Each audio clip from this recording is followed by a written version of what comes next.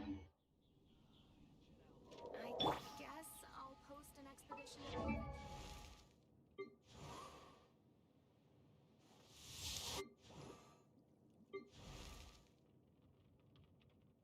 Silly churl, Billy churl, silly Billy, hilly churl. Ooh. Hey everybody, how's it going? Hopefully everybody's having a great day today, wherever it is you are, day or night. Time to get into all this 1.4 stuff that we had going on this morning here in the States. But first, let's see who is here already. Mark Nielsen, welcome. Aether, as always, Aether. Nice. Hey Trick, how's it going? Rev, how's it going? Welcome, welcome back. C3, how's it going? Welcome back. Lunacy. Hang on. Okay, that's enough, Hu Tao. Josh Brosh, welcome. See, you guys are talking about 1.5 potential. Hopefully, we'll get some interesting stuff going on with 1.5 as well. That would definitely be pretty cool if we see Chasm by 1.5. I certainly wouldn't mind that. Interesting. You know, I want to say last stream, the chat was a little bit easier to read over this background thing, but I don't know. I think it used to have a box display over it. I think it still works. It should be fine.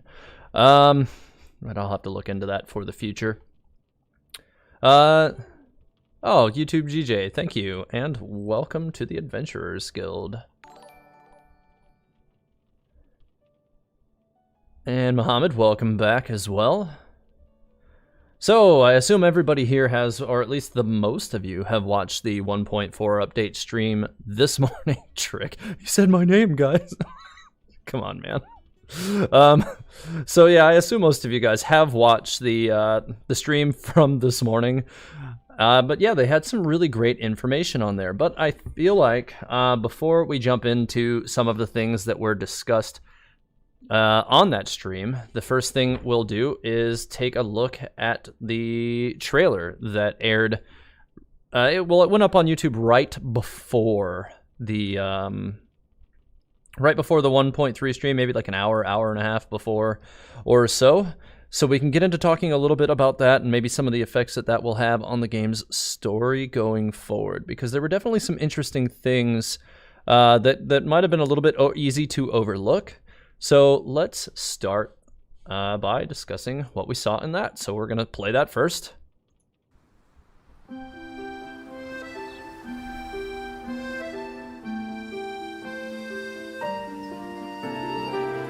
So, Traveler, the Mondstadt Windbloom Festival. Do you like it?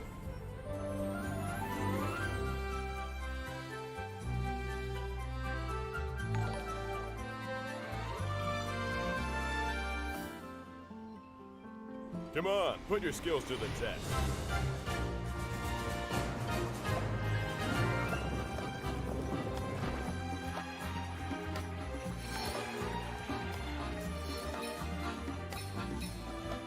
Come enjoy the Windbloom Festival.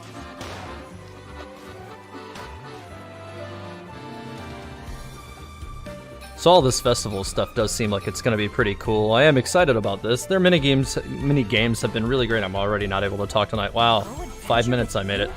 Just like we do if I was Bennett's on your finally getting adventure some team. story love, so that's pretty cool. For some guidance on my chivalric training? I'm still feeling quite uncomfortable. I feel much better now. Well, it's a little embarrassing to say, but...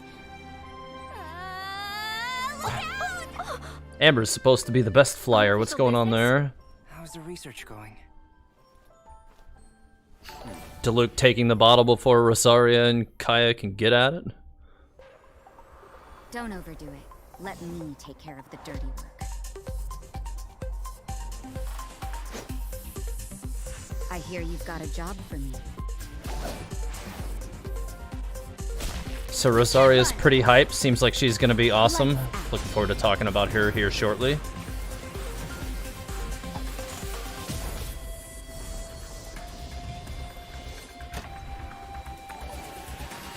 You might want to pay attention in this scene. They're actually fighting the Oceanid directly. And here we are with the Abyss Herald. And this is where I really want to get into some details here.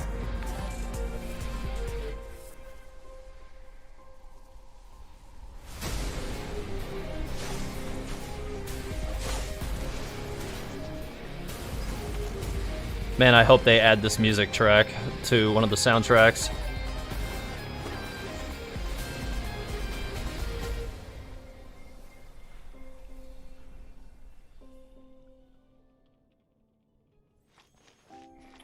So yeah, that is the bulk of the trailer.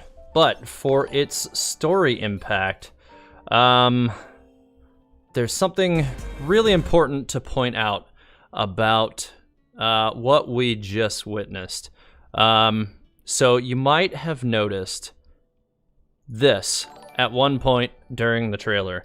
This purple sword here. So for starters, it seems like, like it's obviously Lamine. It's definitely what's going on there. Aether probably wouldn't have had that kind of reaction to anybody else. And like the visuals are quite clearly her, but not only that, it's also the same sword she had from the beginning of the game. So this proves, in addition to the fact that her lights, like the light in the middle of her chest, has always still been white, like from the beginning, the power that Aether lost when he arrived in Tevat, either Lamine never lost it, or she's already regained all of it. Aether has never shown us that he has access to his original sword, I do not believe. Might be worth going back and looking at the Child video where he fought Child, though. But this is still the same sword, so it would indicate that they still have some portion of their original power. I do want to go back and watch the Child video. I'll check into that this week sometime just to make sure. But yeah, so it seems definitely like they've not, or at least Lamine has regained much of that ability. However, the sword is now different. She's using some kind of shadow power, which is definitely different. And if we look at what's going on in the background here, in the scene where all of this is taking place, we have this statue of the Seven that's being, suspended upside down in the background of this location that they're in right here. So let me go ahead and hide this, or at least the normal version.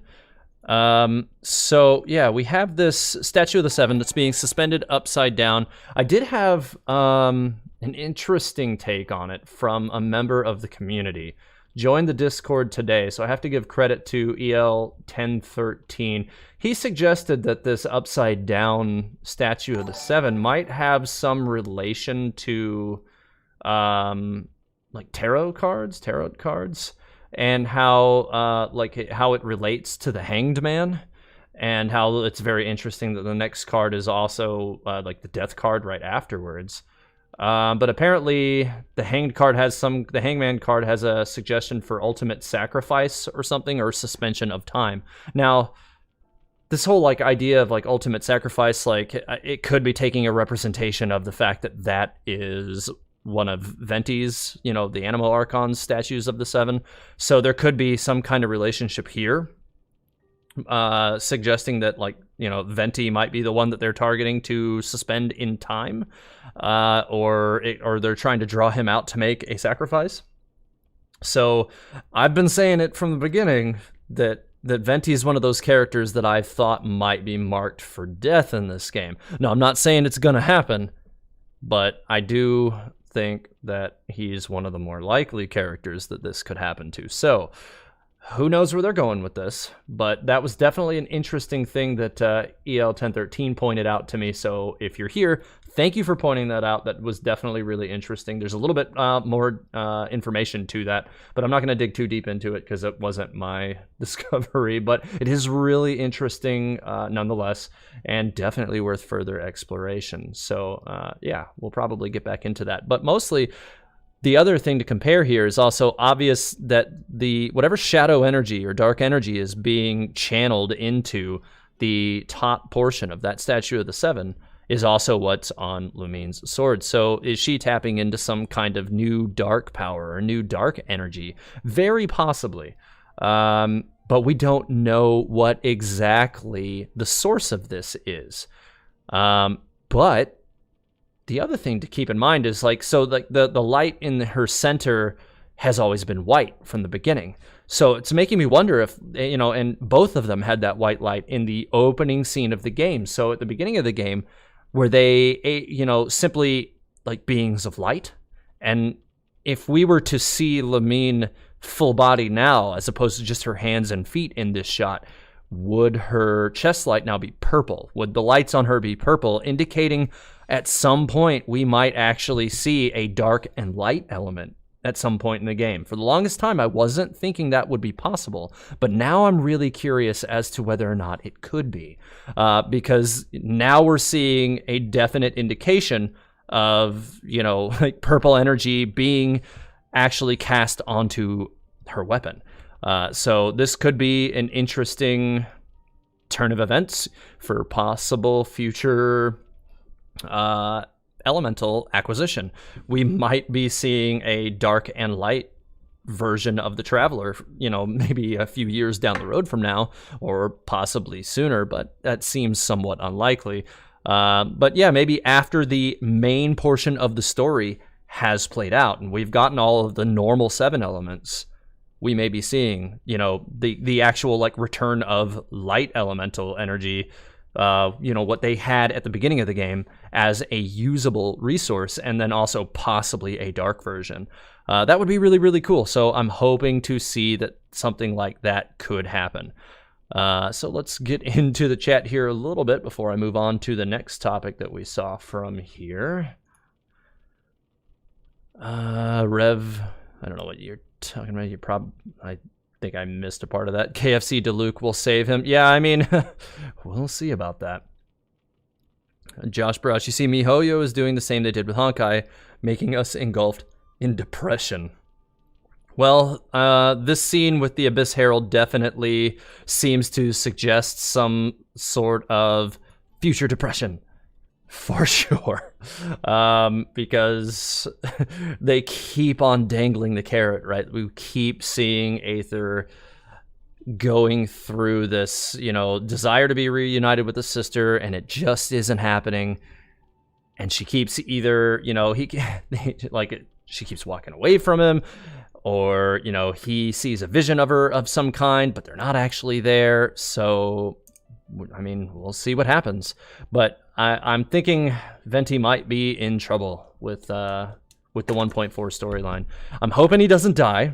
But I'm feeling like whatever's coming up with the Wind Blossom Festival and Venti returning to the main portion of the story, that it could be coming back. So let's see. YouTube GJ super chatted.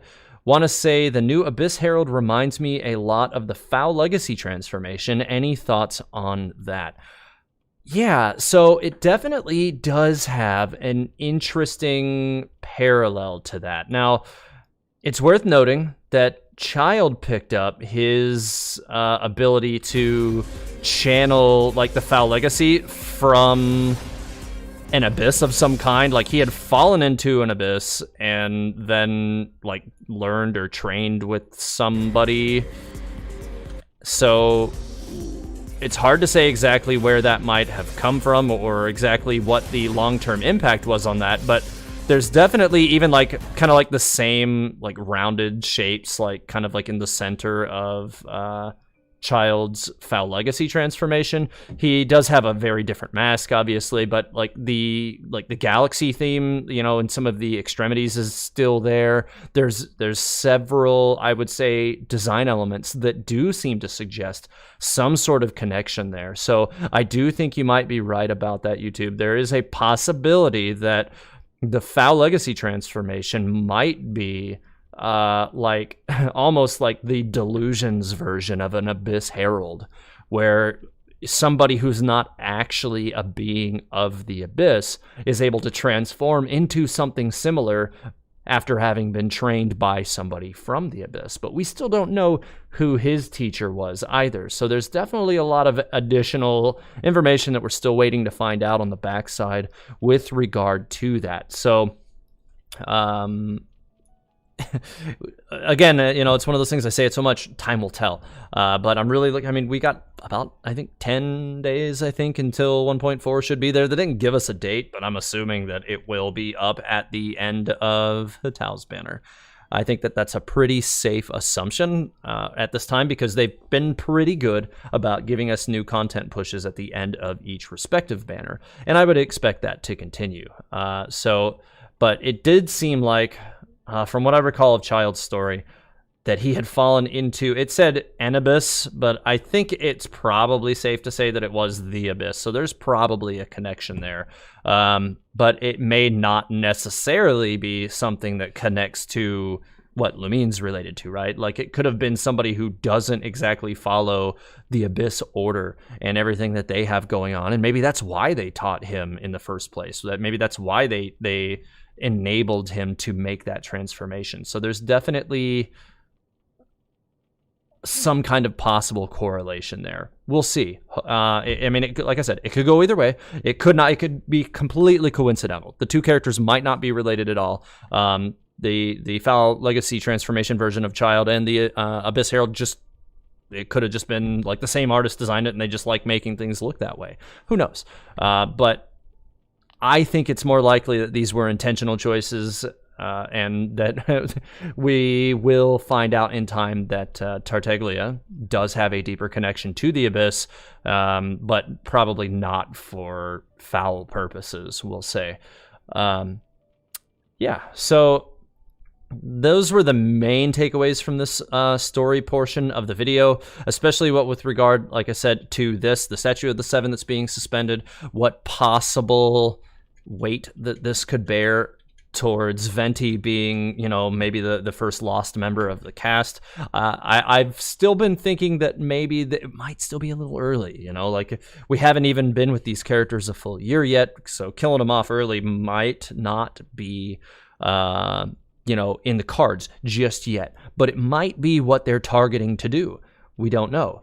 But definitely this seems to indicate that there is, at the very least, some sort of dark energy being channeled within it, which makes me wonder if the Abyss does have the ability to control a dark element, which would be the first time that we've seen something like that. Now, we have seen something similar to that in the manga, where the character Kolai was infused with I think it was like Archon dust or something like that. And so they were basically being infused with, I believe, dust from, I don't know if it's dead Archons or directly from the Tsaritsa, but she was able to channel some kind of dark power instead. It definitely wasn't any of the normal elements, and she couldn't even actually control it herself. Just whenever she got angry, it would kill people. And most individuals who were bound with it did not survive being bound with it. She was one of those few exceptions that did survive it, and then later on accidentally ended up killing people. So there's all sorts of different things that could happen with this. This could end up actually being its own dark element, but it could equally be possible that this is the byproduct of that Archon dust type situation from the manga. We don't know. So moving on to the next part of what was going on with the 1.4 stream. So we do know that we've got a lot of quality of life stuff coming up.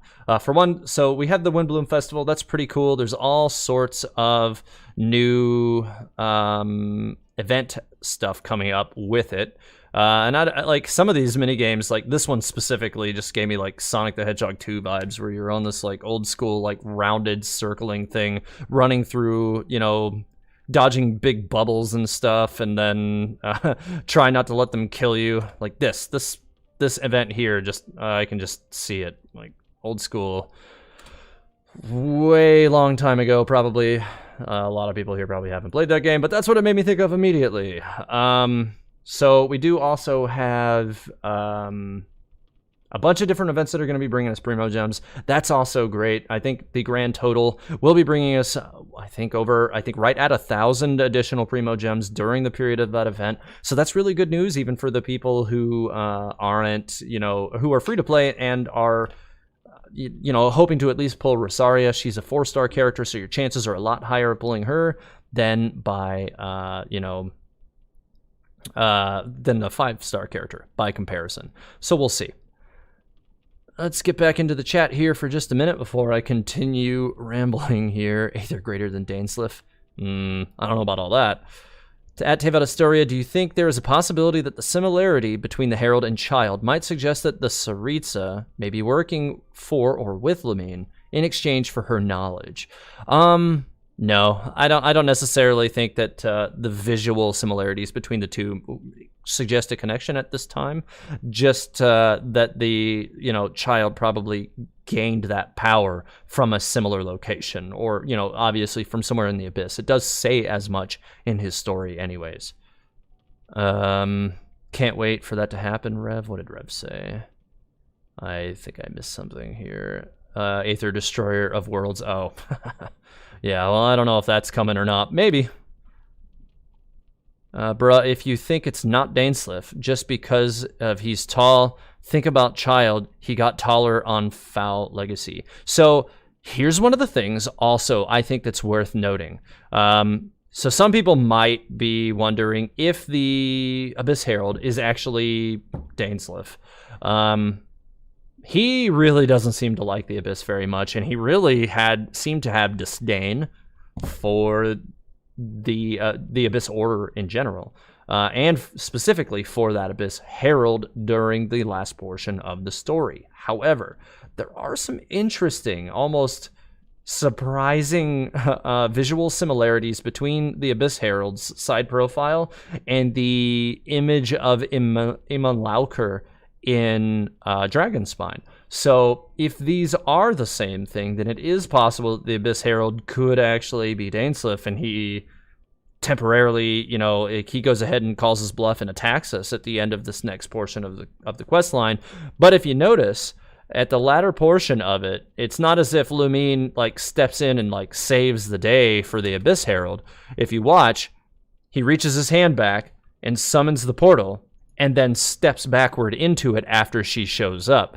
So I don't know if him doing that was just if they had to both channel that portal together or what, but he definitely seemed to step back into it of his own accord. It wasn't as if she pushed him into it or pulled him into it. He channeled that himself and retreated.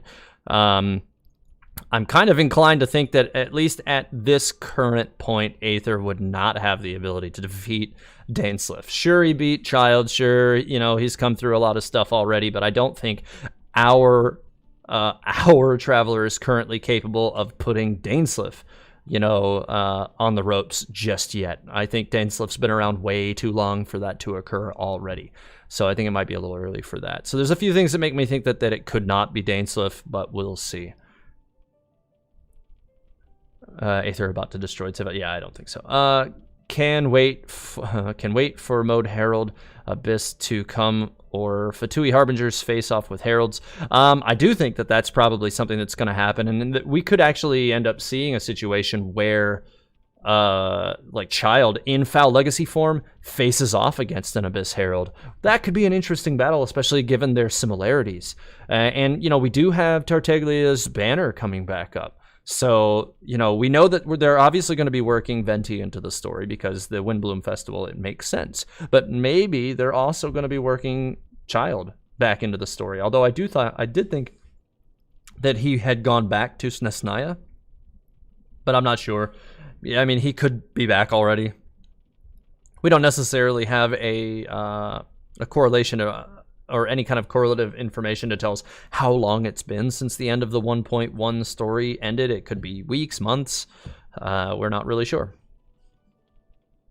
Maybe is a new domain. Well, it certainly seems to take place at the end of a domain. So it is possible that we could be, you know, actually looking at some new like domains that could be more akin to like the world level increase domain that we have. I would love to see some domains that run a little bit longer, more akin to the early story domains. I would love to have some domains that actually have puzzles to solve that we can do in co-op. I think what actually would be even cooler is if we had some domains that we could farm for useful materials that rearrange themselves every time you go into them so that they have different puzzle elements that we can solve and they're never the same twice. I think that would be really cool. And even better, again, if we can do those in co-op with other players. I think that would be great. That feeling when Tage doesn't pay attention to the chat, I don't know if I missed something there, but rip. I'm just behind the chat is all, I think. Because it took me a little while to get through a complete thought with the stuff for the story and the purple sword that Lumine has and all that good stuff. Let's see.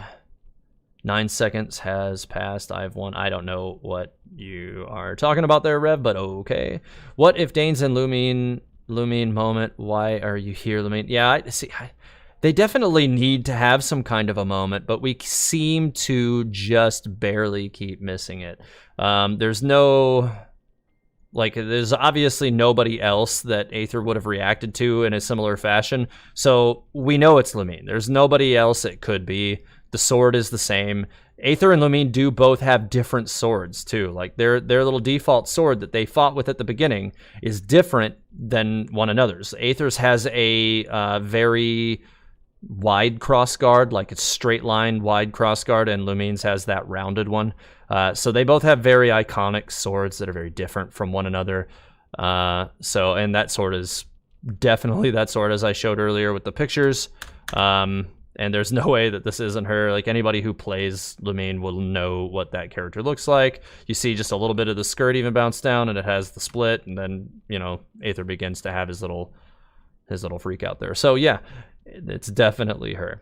At Teyvat Astoria, I think that Dainsliff was formerly, okay, I guess I just already, was formerly a member of the Abyssal Order who ended up defecting. Maybe?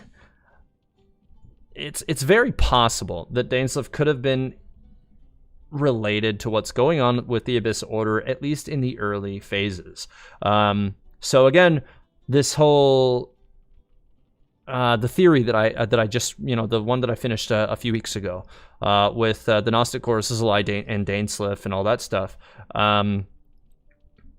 I put up some parallels about the connection between Iman Lauker, Dainsliff, and the Bloodstained Iron Chivalrous Knight. And so these characters, I did seem to, like, they all seem to share similar traits. So it is possible, like, that now I proposed in that theory that the line spoken on the timepiece for the Chivalrous Knight, where, you know, if Abyss be thy name, I pledge to you my loyalty.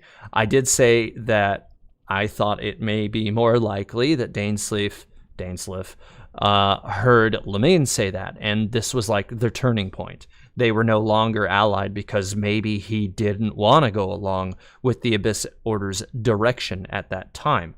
But it is possible that, you know, he may have been connected to it first, even. You know, maybe he was the first ruler of the Abyss Order, and then she showed up and got into this dark power or whatever it is that she's playing with here, where her weapon is now glowing purple with dark energy, and it changed her. And the Abyss Order seemed willing to go along with that, and it's not something that he wanted to be a part of, and so he took his leave. There's really a million different ways that it could go, but I think that's also an equal possibility. Do you forget that that's exactly how Dio lost? I'm not sure if I know who that is. Anyways, let's see. Grimlock Rev seriously doesn't know Dio. Yeah, I don't know who. I feel like I'm missing something. I don't know if I know who that character is either that you guys are talking about, but okay. I plays Lumine, so I can confirm those heels and skirt belong to Lumine. Yeah, excellent. How it's weird how the MC was supposed to ask the Archons about the unknown god, but failed 2 times in a row. Yeah, you know, he needs to get that question out for sure. almost 500 watching. Remember to like the vid, guys. Yeah, Lunacy, good point.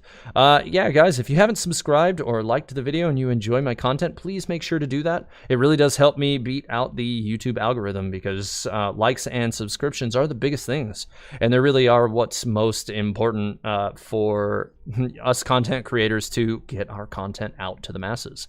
So yeah, if you guys are enjoying it, please like, please subscribe. I do appreciate it. And also, I do have channel memberships now with some varied benefits for that. A lot of that is taking place over in our Discord now. It has an exclusive Discord chat channel where sometimes I'll talk about some upcoming projects. If I need actors, like character actors, for some of my videos, I will be pulling from the TH members Discord first, and if I can't get everything I need there, then I will go to the normal the rest of the community to go ahead and pull what I need. But I will definitely be taking from the TH members first.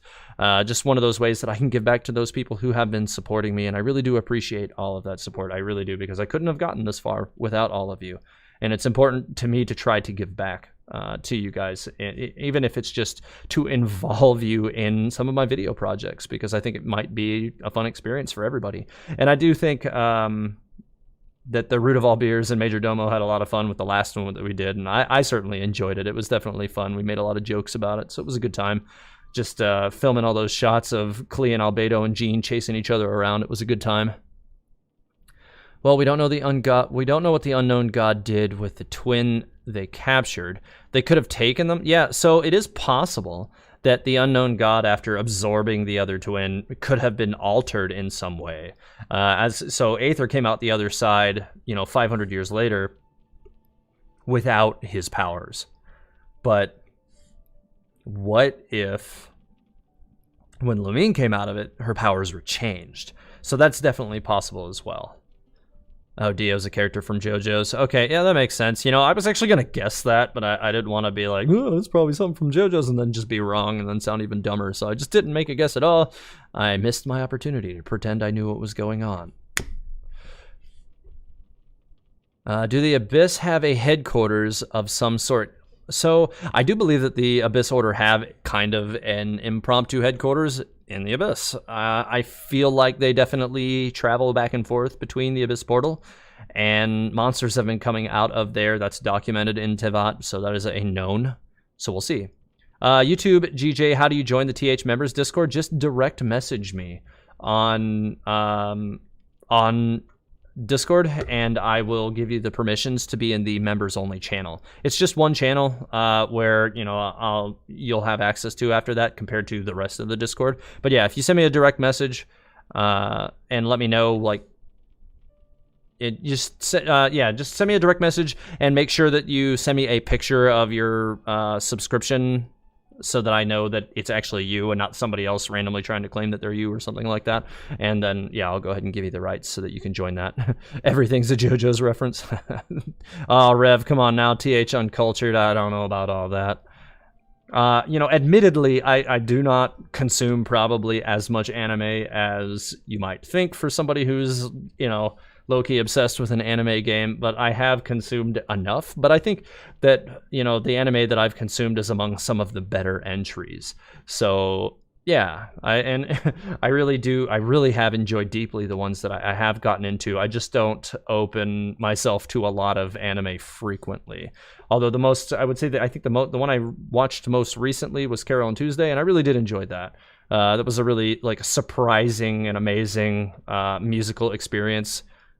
Finished watching that, I don't know, I guess probably closing in on 8 or 9 months ago now. But yeah, it was good. And I was really, really glad that my wife got me to sit down and watch it, because it was a really good experience. The Abyss probably live under a rock. Yeah, maybe. Have a good day. Lumine Aether could have made a deal with the Abyss Order to get his or her power back. Yeah, maybe. Or she could have made a deal with the Abyss Order to gain a different kind of power, possibly. Well, the portal the Abyss created did look like the portal the monsters came through in Theater Mechanicus. That's a good point as well. It does have a similar appearance. Historia, do you think the Fatui might get a 12th Harbinger in the story? I don't know. I do believe that the idea of the Harbingers is related to an Italian play, I think, and I think there's only supposed to be 11 of those from that, I believe. I'd have to look at it again, though. TH saying he has exquisite taste. I'm not saying I have exquisite taste, but I generally am. I'm a little bit of a hard sell when it comes to anime. So, like, that's just always been the way I am. And then usually if my wife watches something and really likes it, then I'll usually be inclined to then watch it afterwards. And we've probably done that with about a dozen or so anime, I think, over the years. And I think there's only one I can think of off the top of my head that she really likes that she just hasn't been able to get me to watch. And I don't know when that will happen, but at some point that will happen. TH, do you have any connections to draw between the sword Dainsleif and Dainsleif himself? Between the sword Dainsleif and Dainsleif himself? Freak, I'm not sure if I'm aware of a sword called Dainsleif. The sword, I would like a source on that. At Tavota Story, I called it, I even commented you in the Dainsleif stream that the Herald is going to be a attack-focused monster. Yeah, I do think I vaguely remember you guys saying that. Neri, he watched Carol on Tuesday, guys. Yeah, I did watch that quite some time ago. In fact, Neri, if you've watched some of my earlier videos, and I do believe even my very first theory, my 500 Years Apart theory video, I think a lot of the subtitles that I had for the different sections of that theory, I had some Easter eggs put into that where the subtitles were actually lyrics from songs in Carol and Tuesday. So, because at that point, it was really fresh for me and it was in my mind, and I was drawing a lot of parallels between the events in this game and some of the experiences that the character Angela was going through. So I wanted to throw those in because it felt meaningful to me at the time. I think Lumine is misguided, like she might believe she has good intentions. Yeah, I do think that she thinks that she's doing something right. But it's important always to remember that some of the worst things ever can be done with the best intentions. So we do need to be mindful of that. Have I watched Naruto? No, I have not watched Naruto. You should watch Tower of God or Dr. Stone. I've never heard of either of those. Now I'm more interested in your relationship than Genshin lore. Interesting. I mean, I'll probably in time be getting a little bit more into, like certain aspects of my life and stuff as the channel continues to grow. And if at some point I get the opportunity to do this full time, then I will definitely, transfer some content at least monthly into, just sharing parts of my life with everybody. But, right now I barely have enough time to get, a video out every 10 days or so, just because of the way my work schedule kind of dominates my time too. So I have to make sure I try to balance everything in so that I don't, fall over dead tomorrow, that kind of thing. What if Lumine is the unknown god? It's possible.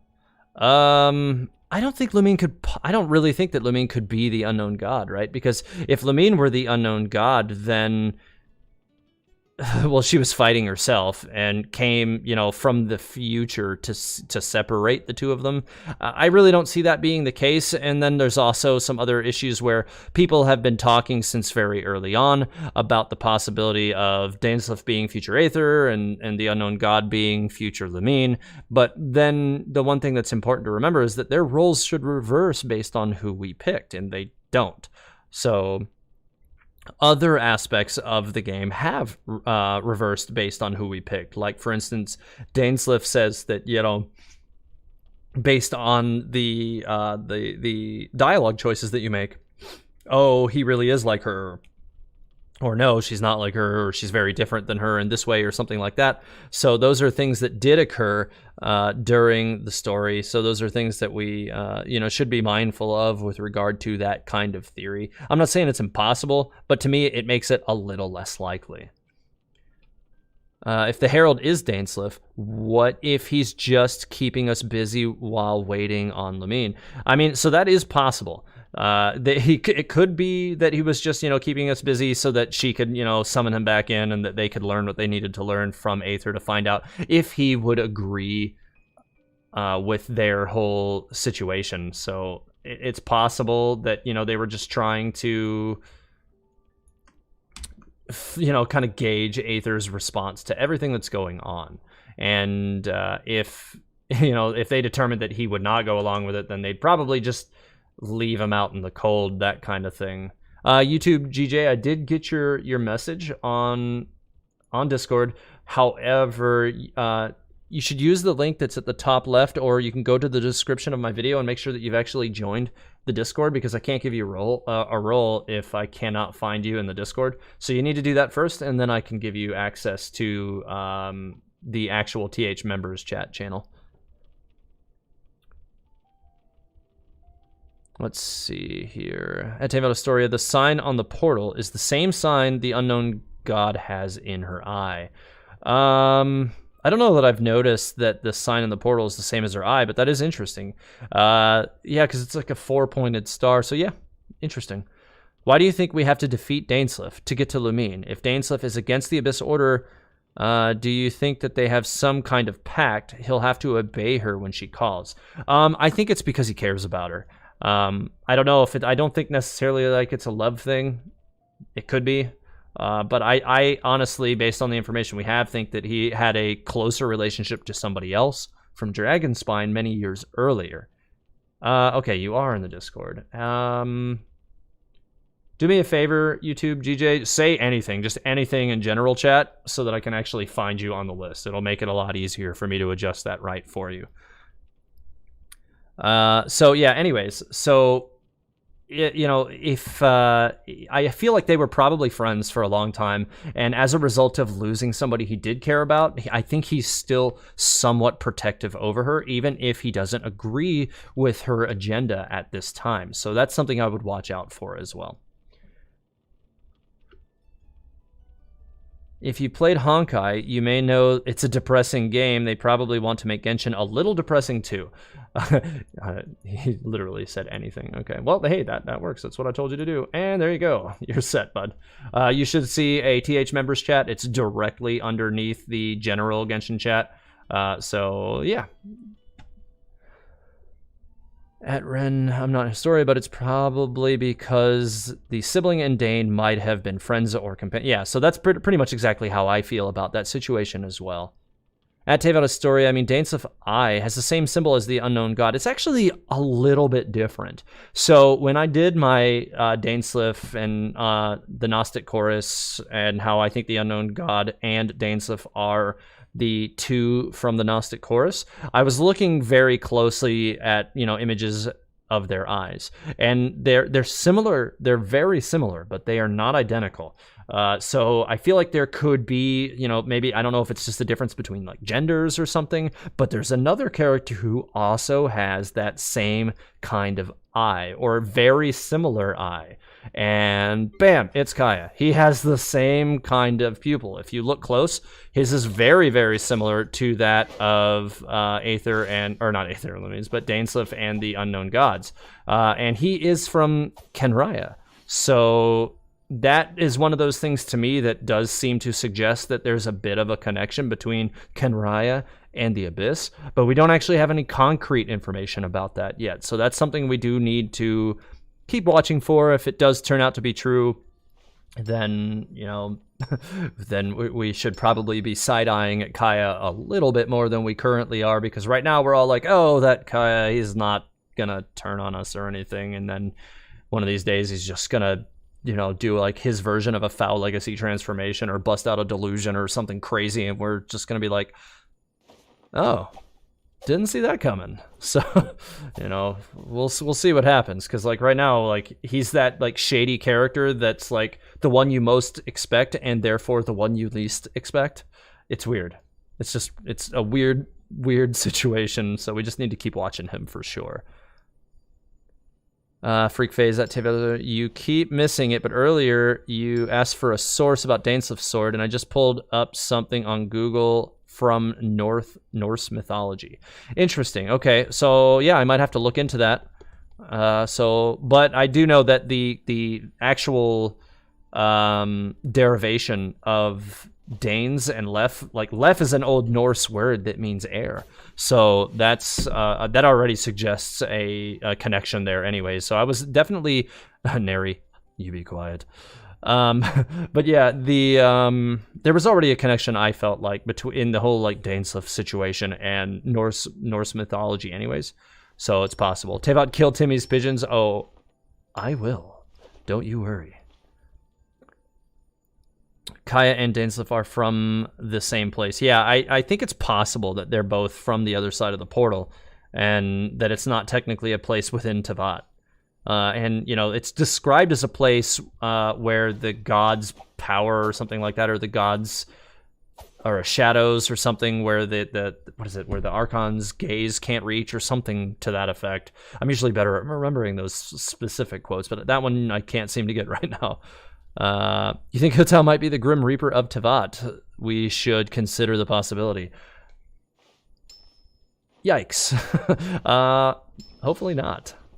I think I missed an opportunity to say yeah or whatever, but yeah, you know, there's that. Sorry if I'm spamming you guys. I just think you might be onto something. No, I don't think you're spamming. It's fine. Kaya's Glacial Waltz also looks like an attack the Cryo Abyss Mage uses to restore its shields. That's true. And I'm sure, you know, at this point they've shown their propensity to design things similarly intentionally. I don't think they really do much accidentally at this point.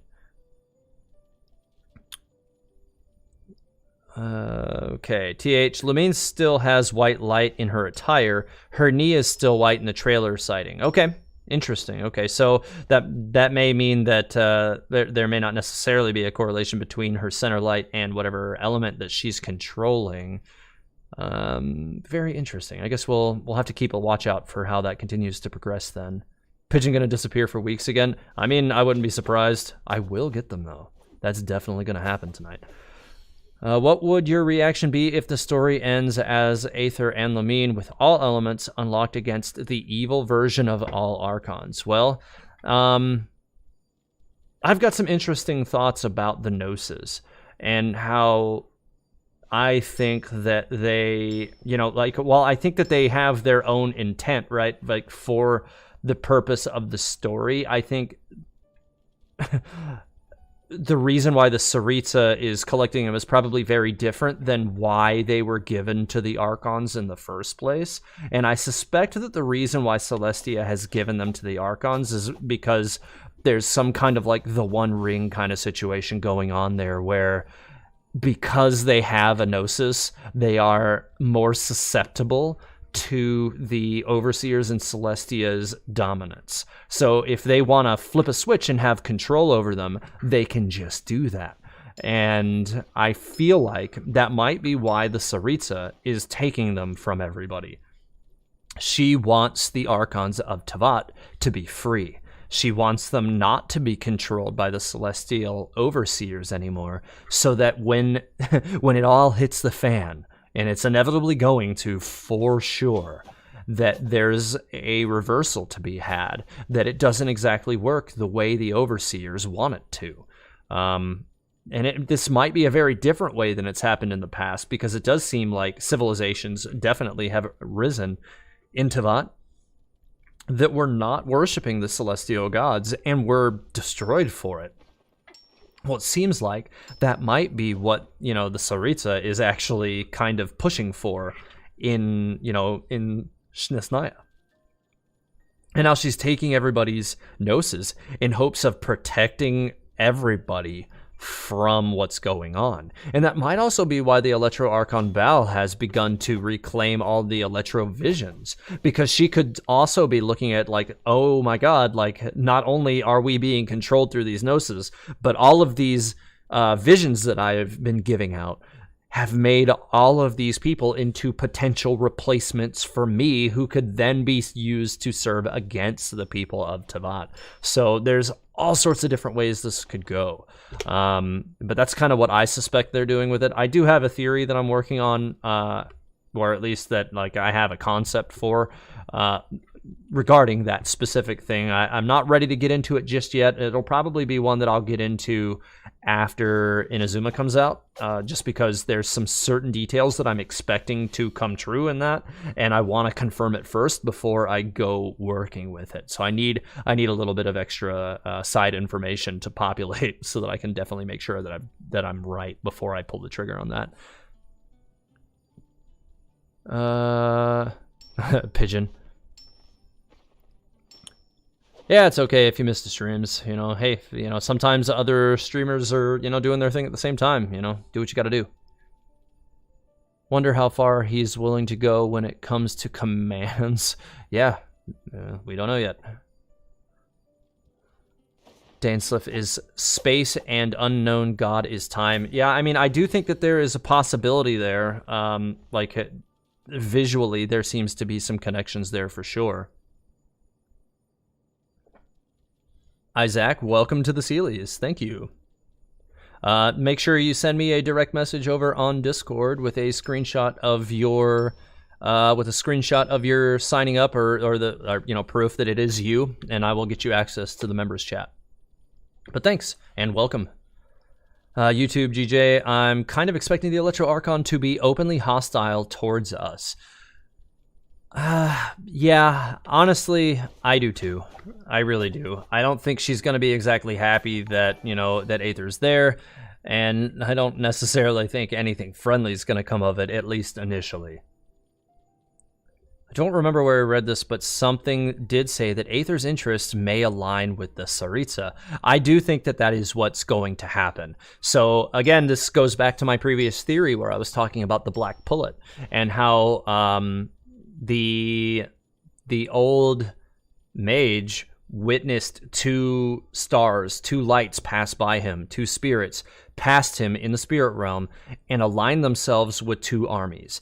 One was the representation of war and the other of wisdom. The one that represented wisdom aligned himself with the general of the army of just cause.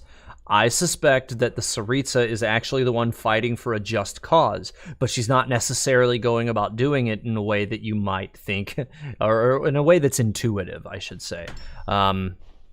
This is, again, like stuff that we don't know. It's definitely speculative, but they've built up a lot of story in this with references to other literary works from the real world. So I'm very curious to kind of see how this is all going to progress for sure. Okay, let me just make sure. I'm just looking over at Discord really quick. The Electro Archon and Ayaka seem so cool. Yeah, I'm really excited to see what the Electro Archon's going to look like. Of course, we already know what Ayaka looks like, but I am really excited for that character to release. And not that I have any problems with Rosaria. I'm actually really excited about that character, but we've had a lot of polearm releases over the last few months. I'm ready for some new characters to release that are not polearm characters. But like I said, it's not like I'm not looking forward to her, because I'm planning right at this time to build Rosaria day one, just like I did with Hu Tao, and kind of see what I can do with it, you know, and kind of see what kind of stats I can get built up on her. That did not work the way I wanted it to. There we go. Anyways, so to finish up with some of the thoughts that I was talking about with regard to 1.3. Actually, hang on one second. I need to make sure that I have Drift taken care of here. Hang on. Yeah, Drift, it will take me that'll actually be hard for me to do that. I might be able to. In fact, because you already have that. Yeah, I mean, if you want to keep that, I just don't have to give you that role. Because you already have the yellow, you already have access to the members chat anyways, so yeah, you should be able to keep that, and it shouldn't be a big deal. I just won't actually give you the actual supporters role is all. That way you can keep your color. Bal is going to confirm a lot of theories. Yeah, Bal is going to confirm many theories for sure. YouTube, at Tevada Story, to be fair, we only had like 2 polearm users for the longest time. No, you're absolutely right about that. I was actually just talking with my wife about this morning, how when the game launched, we had 1. We had just Xiangling at the beginning of the game. And then we got Zhongli, and then we got Xiao, and now we have Hu Tao, and next we're getting Rosaria, and all of a sudden we went from 1 to 5 in a pretty short period of time, really, when you think about it. So yeah, I mean, there's it's a lot of polearm characters. I'm ready for more, for a little bit more diversity. But really, I mean, when you think about it, polearm was the weapon type that had the least diversity, and now it's caught up with all the other weapons, and in some cases more. So we'll see. The real Xanthi, hey man, I have a quick question for you. How do you get such smooth clips in your edited videos? Shots like aerial moving shots or video with no UID. I'm trying to put something together. So smooth aerial shots and stuff, like oftentimes I use trailer shots for like smooth aerial shots and stuff, unless it's something very specific that I need. And then if it's something very specific that I need, I have an ultra wide monitor. That's one of the reasons why I have the overlay shape that I do in my streams here, is because I have a very wide screened monitor, and that it's a 2K ultra wide monitor, so it also allows me to zoom in and maintain a certain level of clarity.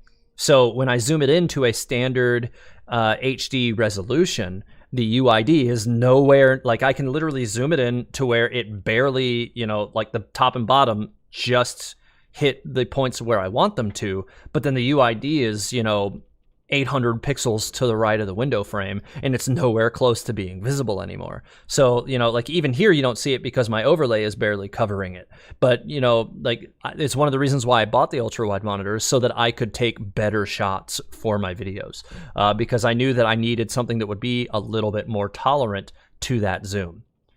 So yeah. Hopefully that answers your question. As regard to some other shots, like smooth aerial shots and stuff, like if you're talking about some like smooth panning of wide shots, sometimes I just use camera mode and set the shot that I want. And because again, it's an ultra wide monitor, I can just rig up a movement shot, like an action outside of the game, like in the editor, to just pan from the left side of what I recorded to the right side of what I recorded. And it allows me to make the shot look a little bit more dynamic. What if Baiju is a pole arm because he uses his pole arm like a scepter staff, sort of like a catalyst user? I guess because Yao Yao might be catalyst, so would be weird if they both use a catalyst. Yeah, I mean that's possible, but I mean like we have two hydro catalysts too as well, if you really think about it. So it's possible that they could both be catalysts as well. Who knows? I'd love to hear your opinion on why we were having Child rerun before Klee. I'm salty in case you can't tell. I know she should show during Ludi. Well, actually, so the festival that we have coming up is not Ludi Harpastum. It's not that. It's different. So I would suspect that when that does come up, we will probably see a rerun for Klee. It's just not at this time. With regard to Tartaglia having a rerun in the banner, he could end up being in the story portion, and that might be why they've rerun him. It is fairly common for gacha games to put the characters from the ongoing banners in the story. It kind of helps, boost their visibility and makes it more likely that you might pull for that character. So I wouldn't be surprised if that's the reason why they chose him, because they didn't bring Klee into that part of the story.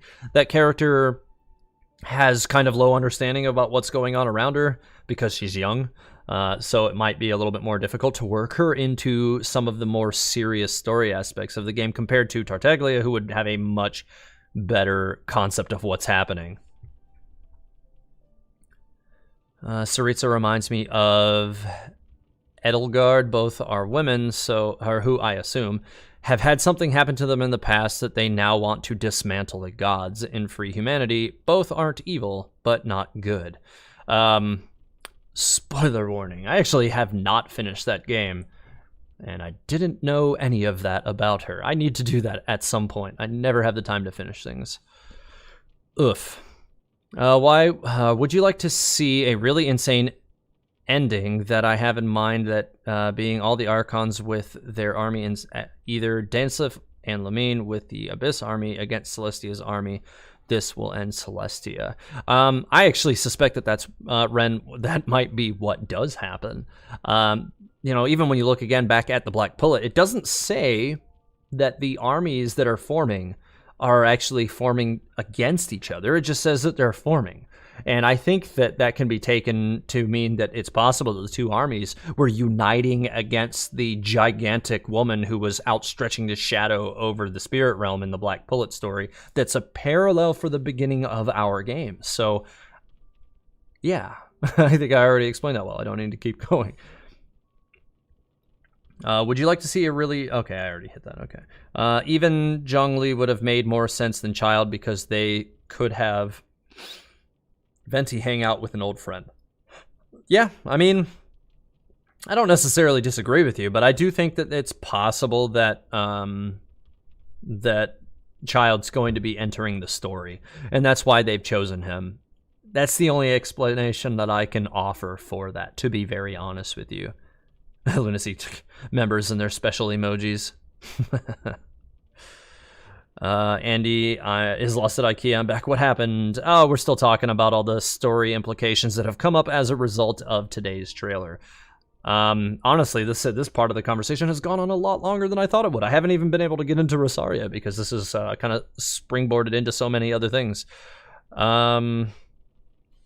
Child does have connections to the Abyss. He could have been taught by the Abyss Herald or even gained some of its power at a cost. That is possible. It is.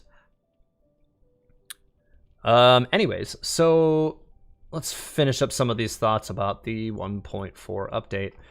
Some of the other things that we do have coming. So we do, like I said, we know that we have Venti and Tartaglia banners. That's not news. Rosaria is coming. So let's go back and review a little bit of her combat stuff that they revealed today, just briefly. Here it is.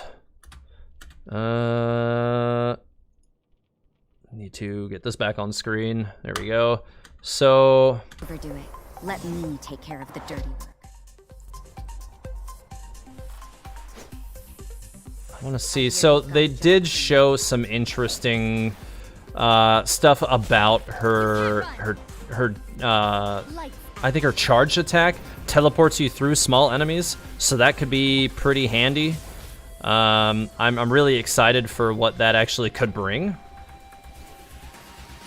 I want to say later in the stream they showed a bit more of it as well. But yeah, so she does seem like she's a high mobility fighter. So to those of you who like, you know, the play style of the polearm characters, she shouldn't disappoint with regard to that. She'll probably play similarly to Hu Tao, because that's pretty much how her dodge works too. It just has a different animation. So that's pretty nice. Not to mention the two of them should work in tandem fantastically, because whenever you're on Rosaria, you're setting them with cryo status.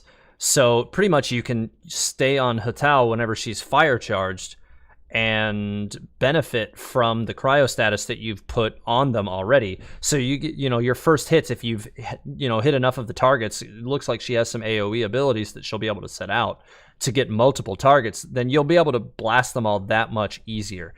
Because especially if you have Hu Tao set at a decent point, because her charge attack does a lot of damage, and if you have her first constellation, it doesn't even consume stamina anymore, because you can just do it all day long, and it crits for like 30-40k if you've got the character built well enough. And you can see, like, I just used that back to back to back to back with, I only consumed stamina after the last one when it ran out at the end. So, yeah, so that character's definitely, I think it's looking like she's shaping up to be one of the better options as a secondary DPS. I'm somewhat hesitant to first string a 4-star DPS at this time, but she could be one of those exceptions like Jinyan. I don't know if some of you guys have seen some stuff that have been done with that character as a primary DPS, but it can get pretty crazy. So Rosaria could have some of that. We need to see more details of her actual abilities. But for now, I'm thinking if you have Hu Tao, I think Rosaria could be a really, really good secondary DPS for that team composition. And to that extent, I am planning to do that at this time. So when the character does come out, I'm planning to build her day one and try and use her as a secondary DPS to kind of see what's going on with that. And I just realized that you couldn't see any of the stuff that I was just doing with those charge attacks because this is still on the screen. So now I have to do it again. Yeah, so first constellation, you can just spam her charge attack and it doesn't consume stamina because I blew it the first time because I wasn't paying attention. And I think it's this is the monster I drank right before the stream getting ahead of me here. So big ol' rip. Oof. Oof. Anyways, so do people think Rosaria will be good? Physical DPS with the Dragon Spine Spear. She can easily inflict cryo and does mostly physical damage. Yes. So that's one of the weapons that I am considering using for. Obviously, pretty much everybody who was playing the game at that time should already have the Dragon Spine Spear, so it shouldn't be much of a stretch. I also think that the Battle Pass Spear should work really well for her as well. That's definitely a great weapon too. And the Royal Spear, if you have access to that. And I think the Royal weapons are probably going to come back on the next rotation anyways. But yeah, if you're trying to build her as a primary DPS and cryo setter, then yeah, I think that physical DPS might actually be the way to go. I really think that is the way to go. You really don't have any choice other than physical damage if you're trying to build her as a primary DPS. Characters like Hu Tao are a little bit of an exception because there's like the amount of additional damage she does whilst in that form is completely ridiculous compared to all the others. So we'll see. Which character would you like to see for the Hangout event except Mona? I don't know. I really hadn't thought about it too much. Let's see, as far as characters that have not had enough exploration. Right now, the Hangout event is only covering characters from Mondstadt. So maybe like Beto would be really cool because she hasn't entered any kind of story stuff yet, although I do suspect that the Inazuma quest is probably going to enter it. Or Xinyan. I think they would be probably the two characters that I would most like to see like Hangout additions for, just because we haven't seen them enter the story yet. So that could be cool. Even Diona, that could be cool too, because, you know, she's a cat and she likes making people drink stuff that tastes bad, and that's funny to me. But yeah, so let's go. Okay. I bet Teva would want a Hangout event with Xinyan. Yeah, you were right. You typed that up before I responded to it, but you were right. So, way to know me well, I guess. At Teva Astoria, do I still use the godly Legos nowadays? I mean, sometimes. I don't use my Geoparty too much, as I've mentioned in previous streams. That team makes everything almost too easy. Lately, I've even been using Hu Tao in my third slot, where usually Fischl or Kaching would be. But lately, it's been Hu Tao just for fun. And because one of the domains that I've been running, or the Vishap as well, the actual like primary Vishap boss, Hu Tao worked really well against that as well. And because this party generates shields like crazy, she just took no damage and it was really easy for her to survive. So yeah, I do still use my Geo party, but I don't use it as much as I used to, just because it makes everything crazy easy. I'm disappointed that there is no Hangout with Rosaria and Jean. Well, right now the Hangouts are only 4-star characters right now, so we don't really know much else about what they're doing with that. But right now, that dog is getting pushed off the screen by Yuri. Yuri, what are you doing? Stop abusing the dog. That was weirdly distracting. Anyways, maybe Tevat Historia is one of the Archons. I mean, maybe. That'd be pretty cool, not gonna lie. Kuching Hangout event will be an Aether X Kuching ship. Do you think there will be more weapons added, like another ranged weapons? You mean new weapon types, I assume? Possibly. It's definitely possible. I'm not gonna say it's not possible. I would like to see a Catalyst user who actually has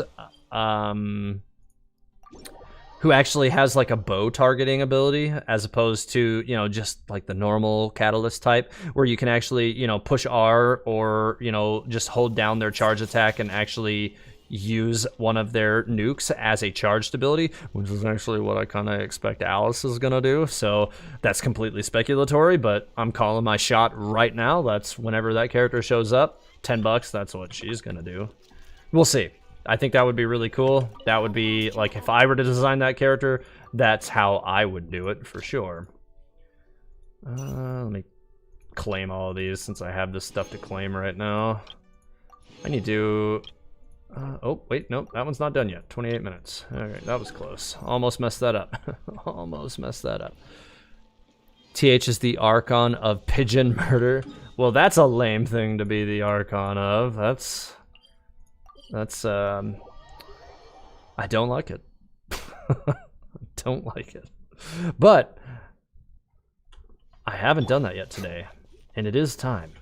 So, yeah, I think I'm gonna have to go show all the pigeons what's up right about now.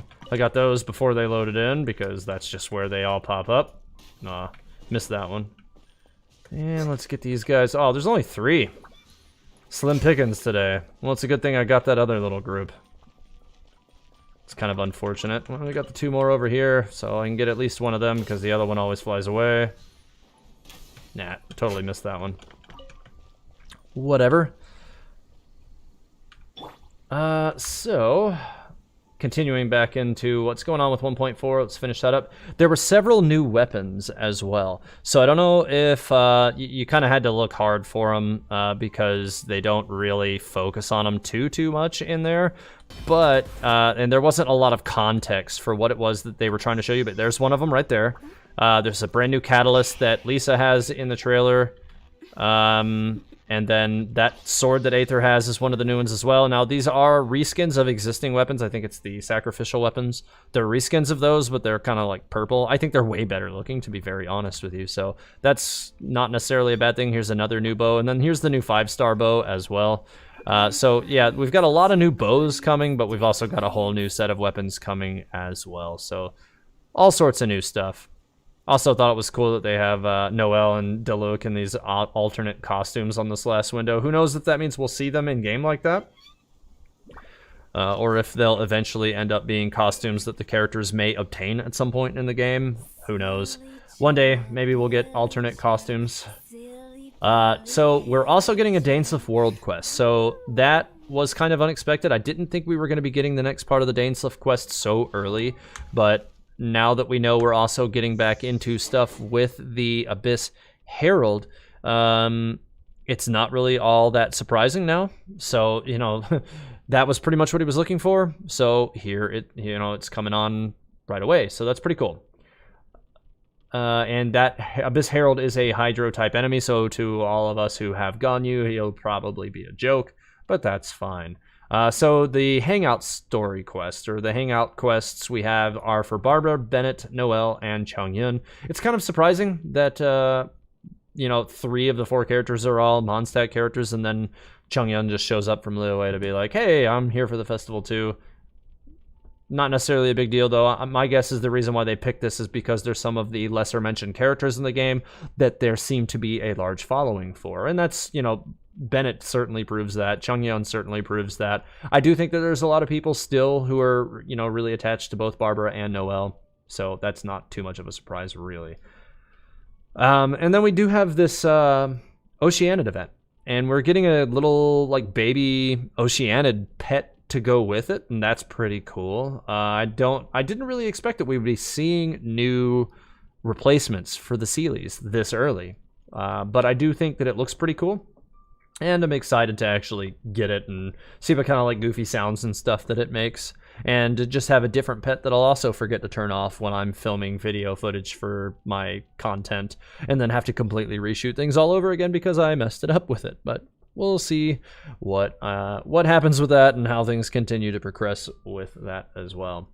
So that's pretty much everything that came up from 1.4. Like I said, I do think that Rosaria is going to be a solid either primary or secondary DPS. So if you don't have Hu Tao, you could use her as a primary, but if you do have Hu Tao, I would certainly recommend using Rosaria as a secondary, because there's not a lot of useful cryo characters who can give you a steady production of cryo for Hu Tao, except for maybe Chi-Chi. But the problem is that it circles a little bit slowly, which, by the way, guys, if you didn't know, I got Chi-Chi finally this week. Yeah, so I've been kind of avoiding talking about it until just now, but yeah, I did get Chi-Chi finally this week. So now I have every character in the game. Took long enough. I was actually just trying to get more constellations for Hu Tao, and I got her at 20 rolls. So that was really, really surprising. Because I was going to try for C3 on Hu Tao, I got C1 pretty quick. It wasn't really painful at all. I think it was only like 30 or 40 rolls, and I got C1, so that was pretty cool. And then I decided to go ahead and keep trying for... I wanted to try and get C3. I don't think it's going to happen now because I don't really think I can afford it. But I do... I ended up, like I said, at 20 rolls, I finally got Chi-Chi. So the... the curse is finally lifted, and now I can find Leo and Mats, and I can... Like, really, I think Chi-Chi is the ideal healer, I think, for Hu Tao. Because one, she can set cryo status. If you do things right, you'll get at least a melt or two during you know, a run of Hu Tao's elemental skill. So that's pretty nice already. But Chi-Chi also allows you to heal up pretty slowly. So does Barbara, worth mentioning, and so does Jean, so long as you don't use her elemental burst to produce healing. But it's also, you know, only on 50% of attacks. So there's a little bit of a spottiness to that where you have to be careful about how you implement that. But I think Chi-Chi is the one where you'll be able to control the healing the most ease. And even with my Chi-Chi being very underleveled at this time, and with artifacts that are not even close to being done leveled, because most of them are at the bottom, I've been able to chip away at her heals in such a way that it has been working nicely for my Hu Tao so far. However, I'm kind of suspecting that Chi-Chi still may get bumped out of my party when Rosaria comes, so I'm going to have to probably pick a different healer. At that point, I'm kind of torn between Barbara and just keeping Chi-Chi. Of course, Cryo Resonance...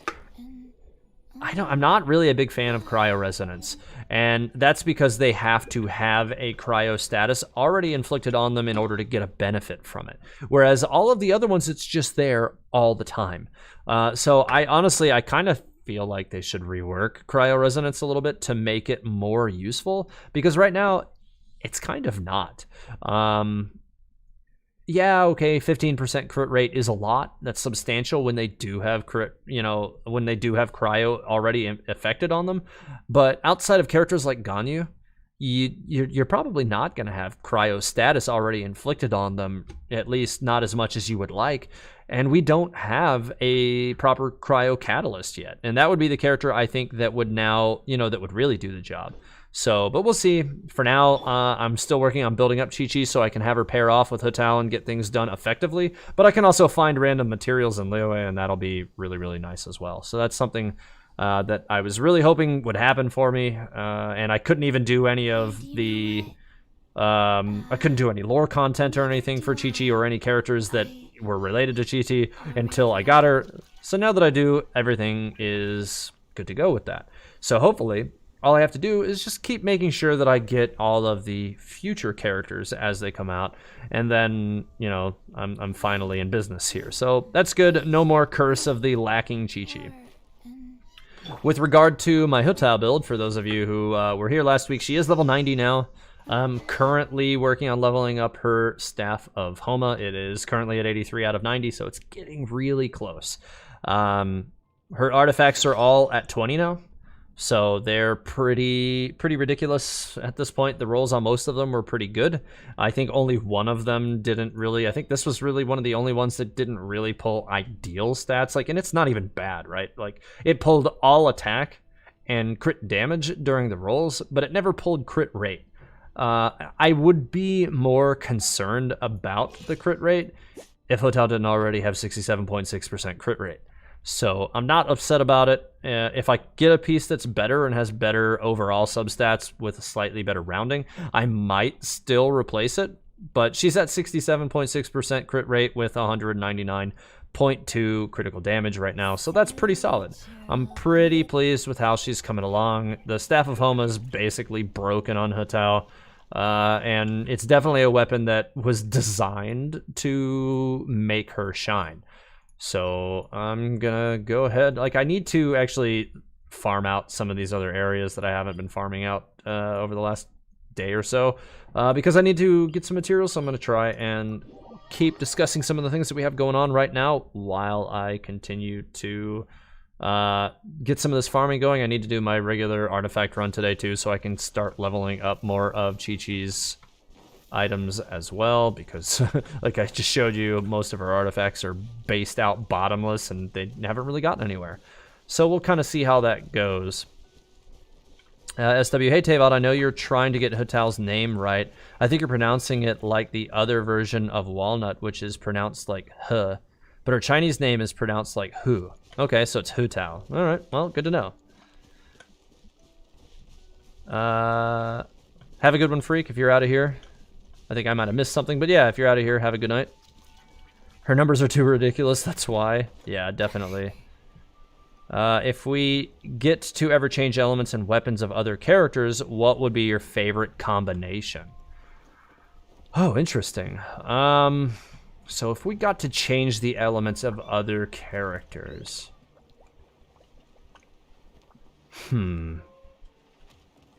Oh man, I'm not really sure. That's complicated. Maybe I would have to say probably like I would want like Keqing or somebody to have a little bit of a different element. Like maybe Keqing could use Hydro instead or something like that.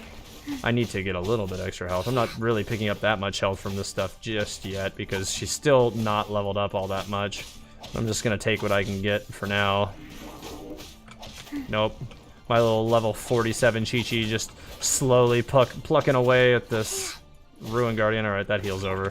So we're good now. Yeah, the damage on this is still quite good. He tried to step on me. No, I don't think so.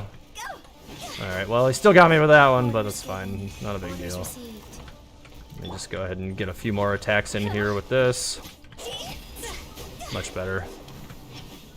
Well, that didn't really give me the best value for it, but it's fine. Hey, I'm at AR 44. Can you tell me what I can do? Just focus on 4 players and wait for 45? So at AR 44, I mean, at that point, generally you're trying your best to get a full team of 4 built out. I think at AR 44, I was still struggling in the, the first 8 levels of the Spiral Abyss because you just don't have access to enough artifacts to push through that all the way. So yeah, I would try to make sure you have a good core 4 first. And by that, I mean, you have a well-defined primary DPS, a secondary DPS that rounds out the weaknesses of that primary, and then either a damage dealing character, somebody who's designed for burst, and a supporter.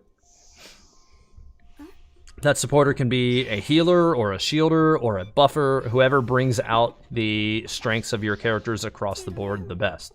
So that'll really all depend on the characters that you have, but always focus on your primary DPS first. Make sure you've got their talents leveled up, make sure their weapons are leveled up, make sure they're level 90 as soon as you can do that. I don't think you can do that until they are 50, but yeah, make sure you get them, like your primary DPS to 90. Other characters are a little less important to get to 90, but primaries always. Hu Tao on 4K makes me scared for you. Interesting. Is it because of the elemental burst? Probably. Life goes on. Yeah, these attacks, because you can just spam her charge. They just get eaten up so quickly. Oh, okay, this guy with his shield. No disappearing. Get out of here. Like, I'll just go ahead and swap over to Keqing and take you out if you're gonna do that. Hey Tavod, who do you think is the new monster? So you're talking about I'm assuming you mean the Abyss Herald. I think the Abyss Herald is just his own character. I don't necessarily think that he's going to be, a relationship to any other characters that have come into the game before now. Just Pyro and Fuse with his ult. I think I missed something there. Do you think pets would ever help out in combat? At this time, I don't, but maybe.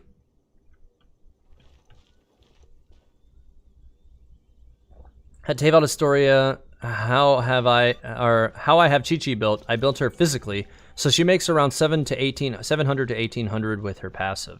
Yeah, I mean, I'm building her currently with attack and healing. So, yeah, I mean, it's basically all the stuff that you need to focus on pushing up her heals directly.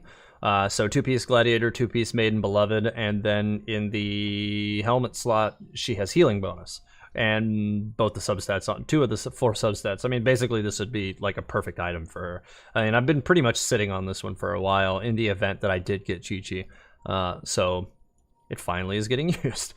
So yeah, I'm expecting that her heals will end up pretty punchy at some point in time. Right now she's using Lion's Roar because her damage really doesn't matter, but her attack does. And I was a little bit torn between using, you know, an attack weapon or an energy recharge weapon so that I can get her elemental burst up more frequently. But at the end of the day, I'm using her to heal Hu Tao. And I don't necessarily want to use her to full heal her because I really want to stay around 50%, so I don't need her elemental burst that much. I just need it to quickly get her back to about 50% so that I'm not as worried about taking, you know, more damage than is necessary when I'm fighting. Alright, well, cool. We're still in good business here. Yeah, these charge attacks that she puts out are pretty ridiculous. That thing died really fast. C1 Hu Tao is the equivalent to C6 Xiao. Yeah. Sadly, like, I really don't think that Xiao is a bad character. But I think that, you know, he definitely shines if you set him up as a primary. Using him as a buffer, just, I don't know, like, it was just not satisfying for me at all. I think that Venti fits that role a lot better than Xiao does, and it was kind of just not very much fun to use him that way. So at some point I probably will rebuild him as a primary DPS and actually roll him back out that way, but mine is only like C2 or something, so I don't really have him set to really like completely ruin things. But I mean, at the same time, like, he's still a good character, so I need to find a way to really use him in the ideal sense, and I've just not gotten around to really rebuilding him in a way that I think he will be best utilized. You can use him as a buffer. I don't think it's a bad way to use him. I just don't think it's a very fun way to use him because you're literally just using his little dash to debuff stuff for you so that the next character you use from the swirl will do more damage. Pineapples, you want pets to auto-loot. Yeah, I think that would be really cool too. Games like Black Desert have done that for years. And I wouldn't be surprised if that's something that they would have them do. Maybe not necessarily combat, but auto-looting could be interesting, for sure. Do you think there would be other characters in 1.4 other than Rosaria, maybe Varka? Probably not Varka, but it's possible that we could be seeing other characters in 1.4 for sure. But who knows for sure what their plans are right now. But right now, because they've only announced one, I kinda don't think so. But, I mean, they didn't announce Hu Tao for 1.3, and we got her in 1.3. So, maybe. It could definitely be something that they add on the backside, and it just comes out kind of in an awkward time. And they just aren't ready to announce it now. I kind of hope that's what happens, because I do like that they keep adding more new characters, but I don't mind that they go back and they revisit some of the other banners either, mostly because I already have those characters, and I won't have to roll for them. So it'll give me and my wallet a little bit of a break, which will be nice, because then it'll make it easier for me to continue to spend money on equipment that I need to make my content better. Miko, because he just got her and is waiting for Rosaria, he said it earlier in the show. Oh, I think I missed something here. Come on, this thing needs to die. Why won't you die? I don't want him to get that shield. No, bad. And these two already got him, but I don't care about that. Because I'll just keep him frozen, so whatever. You know what? I'm gonna go indirectly. Let's just keep this all going. You know what? I'm stuck in this wall. There we go. That's better. It's fine. Just get wrecked by Kaching. That's cool. This is probably not the best character to be on for this fight either. Let me just go ahead and take a heal then. I'm gonna switch back to Kaching and chew this one up. The shield. Fine. Back to Ganyu then. Yeah. None of these characters are really taking his shield off fast because it's, Pyro, but whatever, it doesn't matter. He's gone. The one good thing I really like about having these elements paired together is, We're way behind. even if it's not super, super fast, you're rounded enough to where you can get through most different elemental types of enemies without too much of a hassle. So there is that. I will take it all day. Miko plus, he said you can time it right for melt rate. Yeah, you can. Usually at the beginning of a lot of interactions, you can, you lead with Chi-Chi, and then you'll get some melts right out the get-go. So for like smaller enemies and stuff, you'll pretty much just one-shot them right at the beginning, and then you can move on to some of the other enemies that you have. And sometimes just while repositioning, it will spin and hit them with a cryo, hit them with the cryo status before you've repositioned yourself to actually start attacking that enemy. So it's not as if you're never going to get, the melt reaction that you want. It is controllable to a certain degree. It's not going to be, every single one though. It'll probably be still slightly less than half of them, but you will get them. So I definitely try to make sure that I put some focus into it so that I get those reactions, especially when I'm initiating the fights. Because it's definitely a bit easier to predict that way. Alright, this guy got his cryo shield up right before I killed him. That's not okay. Here, let me just do this really quick and take some extra health for it. You just ping-pong these guys around, though. They don't really... Oh, I accidentally wasted my elemental burst. Oh, well, let's get out of that fire. Just go ahead and swim over here and get rid of that. Might as well. Oh, hey, a duck. Oh, well, he somehow survived that, so I'm gonna let that one go. I don't need all the poultry.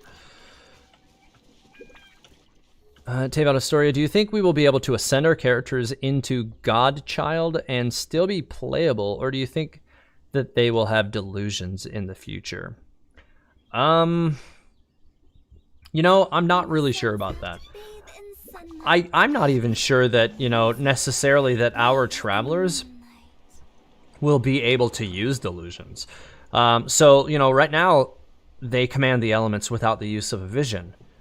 But they're not from Tevat, and people from Tevat can use delusions.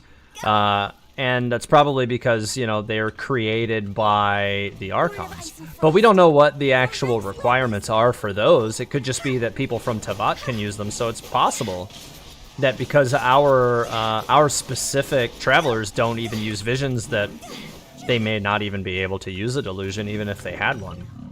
Who knows? I pretty much like to try and deconstruct everything first before we see it happen, just to see, like, why wouldn't this work? So it's possible that it could, but it's also, I think, equally possible that they wouldn't. What do you think, do you think Ella will ever be part of the story? Maybe she has ties to the Abyss Order? Well, her whole family has ties to studying hilichurls specifically. So, like, there's like a long lineage, I think, of Abyss study and hilichurl study from her family. So I do think that there's a possibility that Ella Musk will end up in the story at some point, or maybe her parents will come into the story. I would be surprised if that doesn't happen at some point in time. Alright, this guy got his little invis on me beforehand, but not a big deal. You just go back and forth with Hu Tao. She's so much fun. It's just completely ridiculous. This is ridiculous. Like, you can just juggle enemies with Hu Tao. It's so much fun. Like, this character is completely hype. Way more fun than I thought it was going to be. Like, she has quickly climbed the ranks of characters that I like playing the most. Mona is definitely still one of my most favorite characters in terms of gameplay. Like, I've always loved Hydro Mages. That's never going to change. Keqing is so much fun because she's a high agility fighter, but so is Hu Tao. She's also really agile, and it makes her so fun to play. Hey guys, what's up? Go ahead and throw this down on these guys. Oh, ow, that kind of hurt. Oh, hey, I fell off the side. That's unfortunate. Well, let me see if I can get back up there without struggling too much. Well, one of them is dead. The other one is, like, very nearly dead. Please don't shoot me in the back while I'm climbing. Alright, well, we're good. Okay, well, where did the other one go? Did he fall off and die? I think he fell off and died. That was kind of awkward. Got stuck on that edge and just couldn't quite get to him, it looked like. Who is your favorite little character, personally and story-wise? P.S. What would your reaction be to a little character with CPA more? I'm not sure if I know what that is. And I'm assuming you're talking about like the short characters like Klee, Diona, and Chi-Chi. I would have to say Klee. Her story is a lot of interesting, you know, is really interesting with regard to the overall story, like implications and whatever it is that they're weaving with Alice. And Alice is one of the most anticipated characters for me in general. So yeah, I would have to say Klee of those options. Let's go ahead and start with this then. I don't need to do that. Ooh, she almost died. So, another reason why I've been considering using... Where did that Pyro one go? There he is. Another reason why I've been considering using, like I was mentioning earlier, I was talking about the possibilities of using Barbara as my healer with Hu Tao. So she is capable of slow healing, which is definitely important for keeping Hu Tao in the ideal damage range, as I was mentioning before. So, like, you want to keep Hu Tao around or under 50% HP. That's important for dealing damage with that character to her maximum potential. However, so Barbara can do that because she has, you know, her standard E heal. You can rig it up to put out quite a lot of health in a short period of time, which is huge already. But then also, it's important to note that if you have her at C6, which I do, you get a free resurrection on a character when they die once every, I think, 30 minutes or something. So, you know, what with Hu Tao being a Berserker playstyle character, if you have your Barbara at C6, then if you make that slip up and she ends up dead, then you kind of get a get out of jail free card. You know, like all of a sudden she's just back and she's at full health. So she's back to, you know, being healthy. Of course, then you're gonna have to lower her health again so that you can restart her damage application properly. But I think that's kind of lesser to having to go back to a Statue of the Seven or use food to resurrect her. So it is an interesting possibility for additional utility as far as like team composition is concerned. And then, you know, you can't really forget that also whenever you do that, you're also dropping hydro status on enemies whenever you're healing and stuff. So then you're also going to be getting vaporize opportunities whenever you do swap back to Hu Tao for additional damage. So, you know, there's a lot of pros to using Barbara as a primary healer with Hu Tao as well. I think that Barbara and Chi-Chi are probably the two best healing options for Hu Tao as a primary DPS.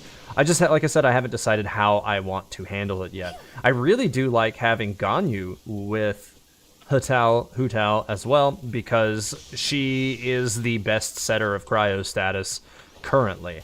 There's really nobody, I think, better at it than her right now, and it just gives you so many good 2x opportunities for, you know, crazy extra damage output. And to pass up on that almost seems like a waste. But at the same time, even though it does increase the damage output, it's one of those things where I almost kind of feel like I have reduced damage, or not reduced damage potential, but reduced rounding potential. So all of a sudden the team is not nearly as rounded as I would like it to be. And that's not necessarily ideal either. Oh, I walked straight into that. But yeah, so like I do prefer a rounded team. Like I've talked a lot about, you know, how I go about, you know, setting up my team concepts. So in the absence of a rounded team, I get a little bit discouraged. And right now, all the teams I have set up are fairly rounded. Even the way it's set up right now is rounded. You know, Kaching's here because she does great damage, and she, you know, I pretty much use her to round out, you know, killing pyro enemies, that kind of thing, and also breaking rock shields. All I have to do is set them with a pyro, and then I can swap to Kaching and use overload to kill rock shields.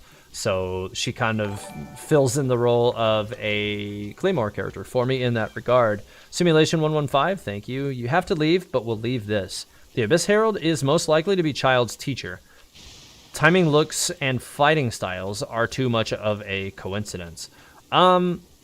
It's possible. I'm not going to say it's not possible, but I do think that I want to say that Child's his master was said to be female, I think. Now, I'm going to get struck by lightning. Hell yeah, I got it. I almost never get struck by lightning. I can't believe I did it. Oh, and I immediately got struck again. Well, that was that was surprising. Okay. I thought there might be like a achievement for getting double struck, but I guess not. Anyways, so yeah, it's possible, but I do think that it was said to be female, but who knows? I mean, we could be looking at like what is it, like a Sailor Moon type transformation where like even the male characters, when they transform, I think they end up female. So it could be like a reverse situation of that to where, you know, like no matter what, the foul, I died. The foul legacy is just always male. But we don't know. We don't really know a whole lot about the origins of the Foul Legacy and how, you know, how all of that works yet. I'm sure in time we will learn a lot more about it and things will become illuminated. I really don't want him on top of this rock, but I can't really do anything about it. Oh god, these enemies. I'm not even really trying. I'm just trying to get Hu Tao some healing here. There we go. So that'll be fine. Now that she can actually survive a hit. No, stop it. Oh, wow, he got launched. All right. I do need to get her health up a little bit, I think, with some of the stuff that I'll be fighting over here. Has anybody noticed? It seems to storm when you teleport here a lot. Like, I feel like it's a lot more than other areas. Oh, I do need to go grab that last one of those at some point here. Any character can be any role, just build them right. They may not be the best at it, but they can. Depends on how you want to play. This is a game after all. So I do agree with that to a certain extent. You can pretty much pigeonhole most of the characters in this game into just about any role you want them to fill, and they will execute that role for you. But like Aether said, they may not actually be particularly good at it. They may be intended to be, you know, used for a different role. Point proven on that is, you know, even long before Zhongli was buffed, I was already using him as a primary DPS, and he was damn good at it. It's just, you know, if you want to utilize a character for a given role, you need to recognize what build potential needs to be executed in order to make that happen. So if you want to make X character your primary DPS and they're not built for that role, then you need to look at what, you know, what sets and what characters that you can surround them with that will help bring out that extra damage and make them that much punchier. And if you do it right, then you will be, you know, you'll be a lot happier with the results, because that's when you're going to actually see that team just turn around and slap out the damage big time. Okay, let's see.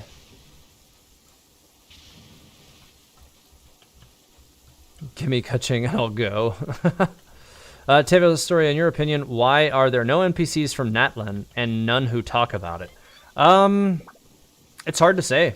The region of Natlan could be, you know, kind of isolated, possibly.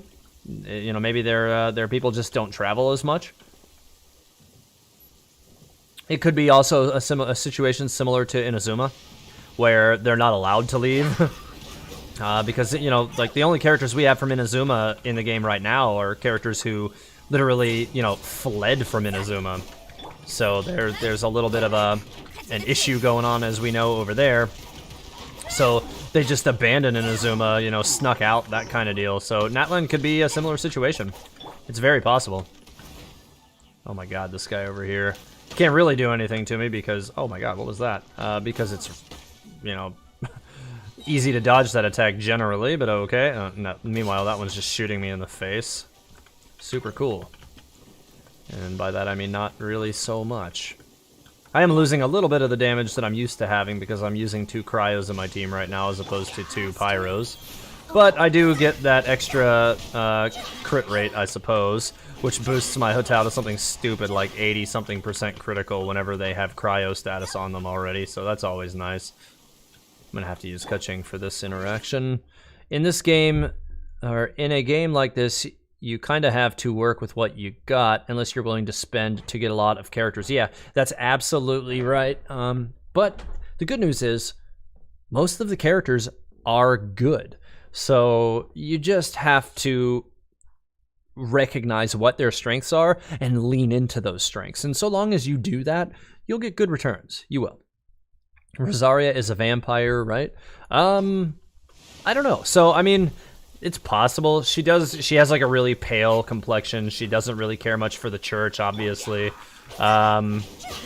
It's very possible that, you know, she could be, you know, the Tavat equivalent of a vampire. Maybe we'll see some confirmation of that at some point in the future. Let me just go ahead and do this really quick so I get some heals on Hu Tao before she dies. So yeah, it's possible that we could see that happening with her. But she could also just have, like, you know, those weird, like, grayed out eyes because she's just, you know, a drunk or something. She does talk a lot about, you know, wanting to be in the taverns, and, like, that's where she likes to be the most. And even in that cutscene in the trailer, she's in the tavern drinking with Kaya, and Diluc had to take the bottle from them, which kind of indicates that maybe there might be a touch of overindulgence going on there, or Diluc just doesn't like them, which is also equally possible because he doesn't really like anybody, especially not Kaya. So if we get more weapons with the prototype Amber passive, then anyone could become a healer. Yeah, that's true. You could kind of... I mean, you end up with these situations where you have, like, non-ideal healing, though, where it doesn't really work the way you want it to. God, I gotta get better artifacts for this.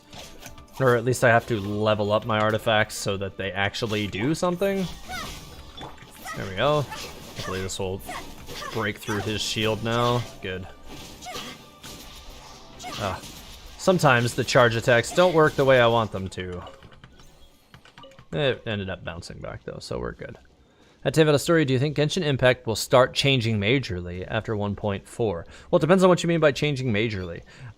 As far as the story is concerned, I'm kind of expecting some kind of major revelation type situation coming up here shortly. Yes, I do. Especially what with Aether actually having his first true sighting of Lamine, it seems like. You know, we could definitely, you know, be seeing things change for real very quickly. I'm gonna make a quick swap of a character here before I get into this area up here, because those characters aren't gonna help me very much with this. Or at least Chi-Chi's not gonna help much with this. Dainsleif is coming back next update.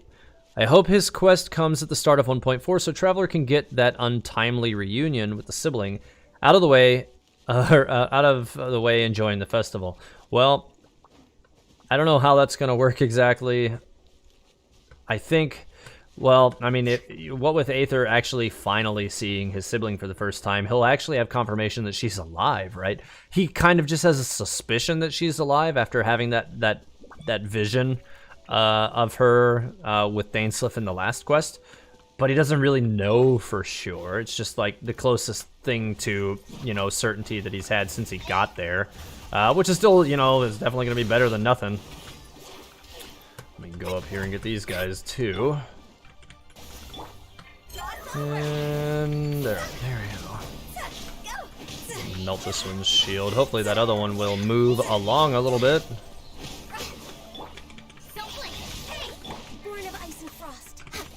There we go, that's what I was trying to get. Now they'll all pretty much just get wrecked. Oh, he got his shield back, that's not okay. Well, I'll make him pay for that then. You shouldn't have did that, bud. Well, that was kind of a janky animation.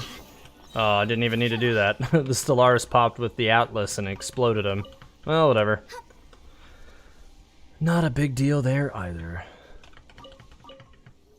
YouTube GJ, yeah, but everyone has Kaya though, so it's not a choice you have to make. Yeah, something like that. Rosaria is definitely hiding something, be it a vampire identity or not. Yeah, I do think that she's hiding something, and she doesn't even know who Barbados is, right? She said like Barbados or something. Is what, oh god, what character's voice line is it that said something about Barbados? I think it, was that? I think that's Barbara or something, one of hers. Let me double check, it might be hers. I'm not positive about that, but it could be. Let's see, profile and voiceovers. Maybe not, because if it were, well, I don't have it. I cannot remember for the life of me whose it was. I don't think it's hers either. No, I cannot recall who that was at the moment. Oh, you know what? I think it was Fischl. Yeah, it totally was Fischl. Hang on, where is it? It was this one. One finds Sister Rosaria to be a most devout believer in the Animo Archon. Devout believer, main Fräulein? Indeed. One night I heard her invoking the name of the Archon thus in another's presence. May you be struck down in the name of Lord Barnabas. One presumed that she was leading a prayer.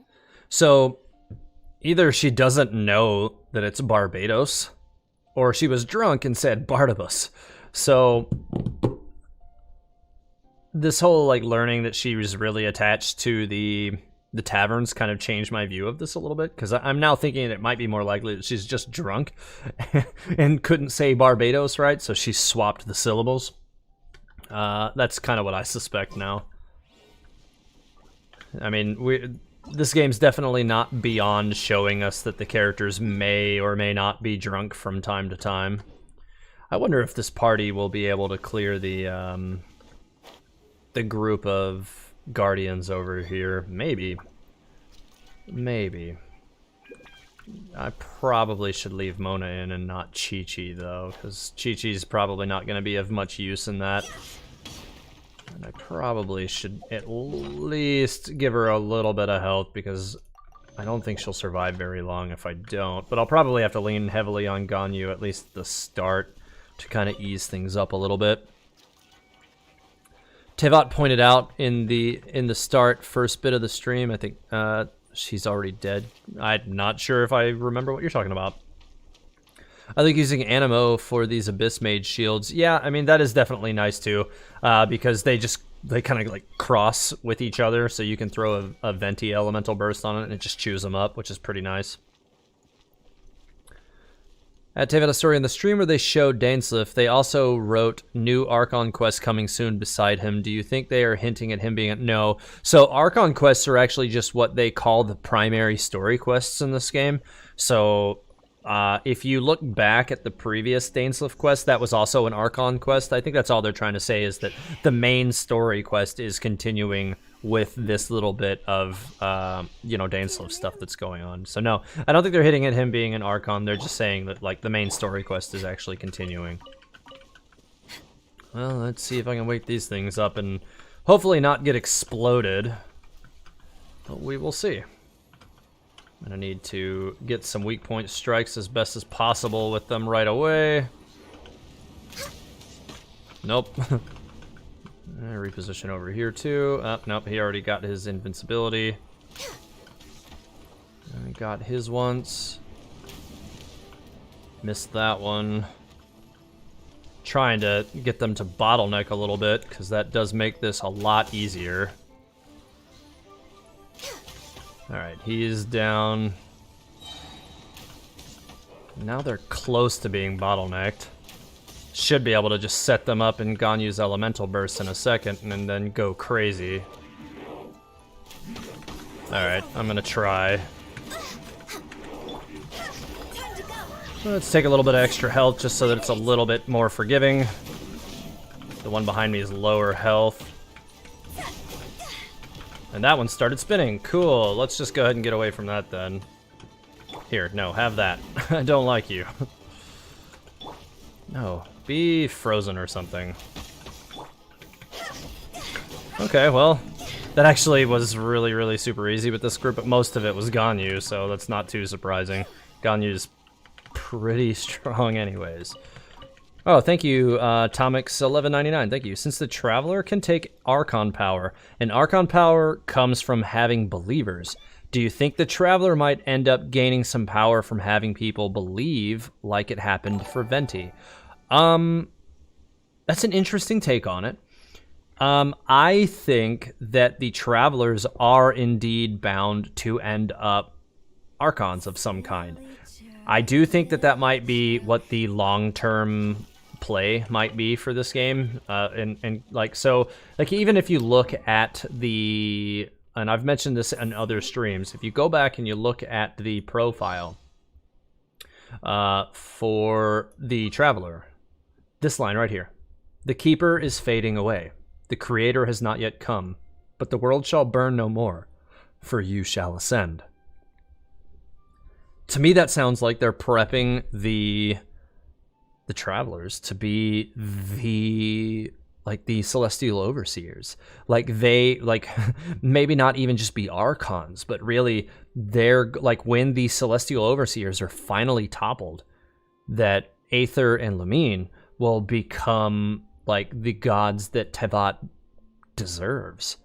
You know, like the actual kind overseers who will, you know, help the people live their lives without, you know, like the necessity of visions and all this stuff and being manipulated from behind the scenes and for some sinister reasons. So that's kind of what I suspect is coming with that. But that's a good line of thinking. I appreciate it. Thank you. They're not confused. Wait, what? I might have missed something. They're not confusing for me. Oh, you're talking to Rama.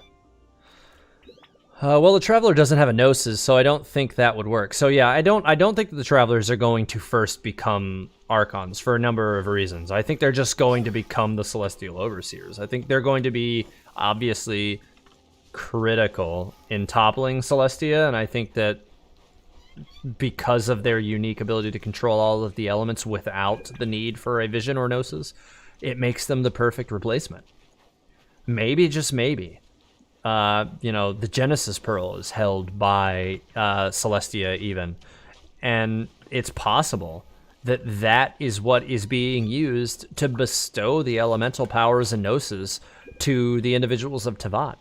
And if that is the case, and Aether and Lumine, you know, get their hands on it, maybe they can fill that role in a more meaningful way than the current Celestial Overseers of Tevat, allowing for a better existence for the people in Tevat. So I kind of tend to think that that's probably a way to go. Oh my god, I don't really have anybody who can kill rocks in this current team right now.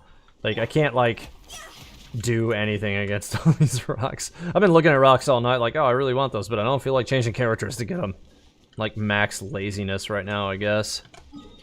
I do need to burn off a little bit of this resin that I have right now. What haven't I done yet this week? I don't think I've fought Child or... I don't think I've done Child or Dvalin this week. I need to look at those really quick. Let me double check and see whether or not I did those. I did do Wolf of the North. I don't think I did Child or Dvalin yet, though. Yeah, Golden House right there. Stormbearer right there. No, I didn't do either of them. So, I might as well go do that really quick. I feel like I need more Storm Terror items than I do items from Child, so I'm going to do Storm Terror. We'll get that knocked out of the way really quick. Oh, I teleported to the wrong one. No. Rip. Should not have done that. And then I do need to farm some artifacts too, because I'm definitely a little light on artifacts right now too. Like I said, I need those for Chi-Chi badly. Okay. There's meant to be a higher plane where Vanessa ascended and died in battle. Is that where the Traveler comes from? I'm not really... So, Vanessa ascended, but I don't know that I remember hearing anything about her having died in battle when she ascended. I just heard that she was under the tree and ascended. And when she did, they made her a everlasting protector of Mondstadt. So now she's the Falcon, and she watches over Mondstadt still today, which is one of the reasons why I actually really think that she's going to come back to be a playable character at some point in the future. This team is usually the one I use for this. Let me, you know what? I'll just throw Hu Tao in. It could be Diluc, it could be Hu Tao. It doesn't really matter at this point. I have a feeling the Traveler Outlander siblings will join up with the Sarita to overthrow Celestia at the end. Yeah, I definitely think that's what's coming. I definitely think that's what's coming.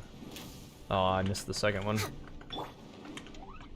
Oh, that also went the wrong way. And his shield explodes. Decided by destiny. Oh, wrong character. There we go. Yeah, that didn't really set the way I was hoping it would, but it doesn't matter. Oh, poor Dvalin. Never stands a chance. Poor Dvalin. Poor guy. Just down and out. Cool. Alright, well, my resin's burned up really fast. Anything good today? Attack, crit damage, energy recharge. That's actually not one of the worst Wanderer's Troop feathers I've ever seen. It would have been better, obviously, if this were crit rate or something, but it's not bad. HP, attack. This would not be bad for Hu Tao if it picked up, like crit rate or something, or crit damage on the last one. Who knows? Abyss Herald looks like Evil Child. Yeah, so we were talking about that a little earlier in the stream, where, you know, they definitely seem to have a similar appearance. I don't think that's accidental. I do think that there probably is a relationship there of some kind. We just really don't know the origin source of it at this time. Let me take a look at this really quick. I want to see... No, she's not using a gladiator feather. She's using timepiece and flower, so... Alright, well, it's not going to work for her for now. Not a big deal, though. And I need to swap this back to Chi-Chi. I'm here. Alright, there we go. The Twins constellation was the same as the Archons. There is a human form in the constellation. It is possible that the Twins are also Archons. So it is possible, strictly speaking, that whatever the origination of the Twins is, the Celestials in, you know, like the actual Celestial Overseers are actually, could possibly be from the same place as the Travelers. So yeah, you do see that, you know, you have like the image of the sword, and then you just plain see Aether in the image of their constellation as well. I do believe with Lumine, it's actually her sword and her profile in that as well. So it's very possible. And then, you know, their little icon is also very different from everybody else's, and by that I mean like their little vision icon up here in the top left. It is a very specific image that is also displayed all over them. It's right here on his scarf. It's again here on his back. Lumine has it in several places on her as well. It's again right here. She has, I think, 3 or 4 little visions or little sightings of that as well. So it's definitely not accidental. Albedo, of course, being the only other character who has those displayed on him. So I still think Albedo was an artificial recreation rather of beings from wherever the Travelers are from. They've never really, Aether and Lumine, they don't really talk about their own home very much, do they? Like, really at all. You know, ever since Aether's been here, his sole goal has been simply to find his sister, and there really hasn't been talk about his home at all. Okay, so I don't get the next bounty for 4 hours yet, so whatever. Alright, I just needed that little red dot to stop being up there, because it was sitting in the corner of my eye, driving me crazy. I need to look at something here really quick. I don't have one of those. No, I don't. Okay, cool. Still another day left. Moon drops.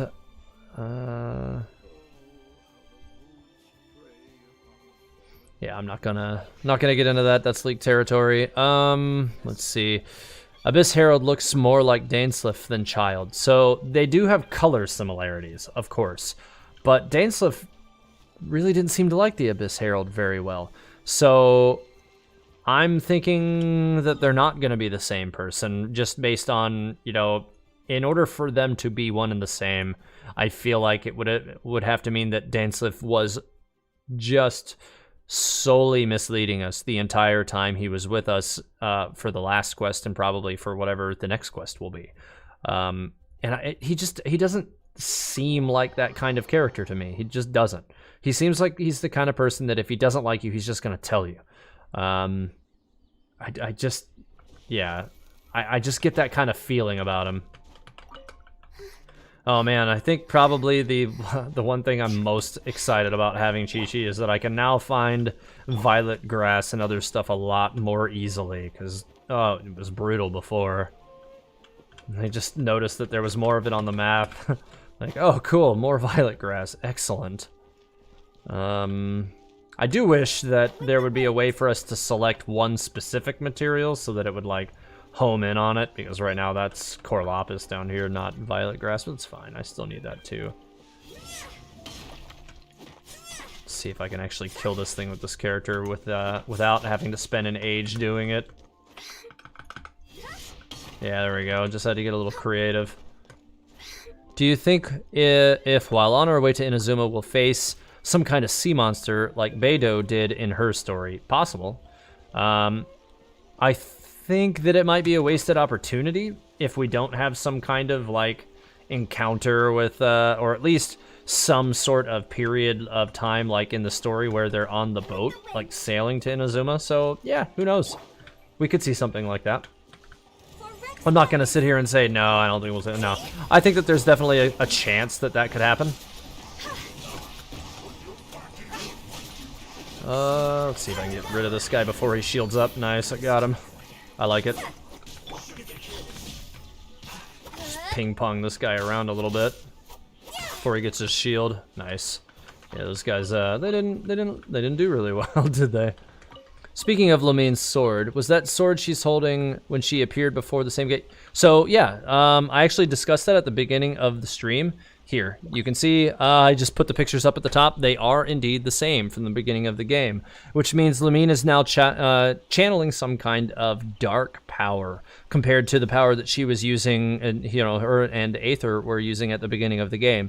So yeah, this was, like I said, it was one of the topics that I was discussing at the beginning of the stream. It was one of the things that jumped out to me like a beacon of light the moment I saw it. It was like, holy crap, that is the same sword that she had at the beginning of the game.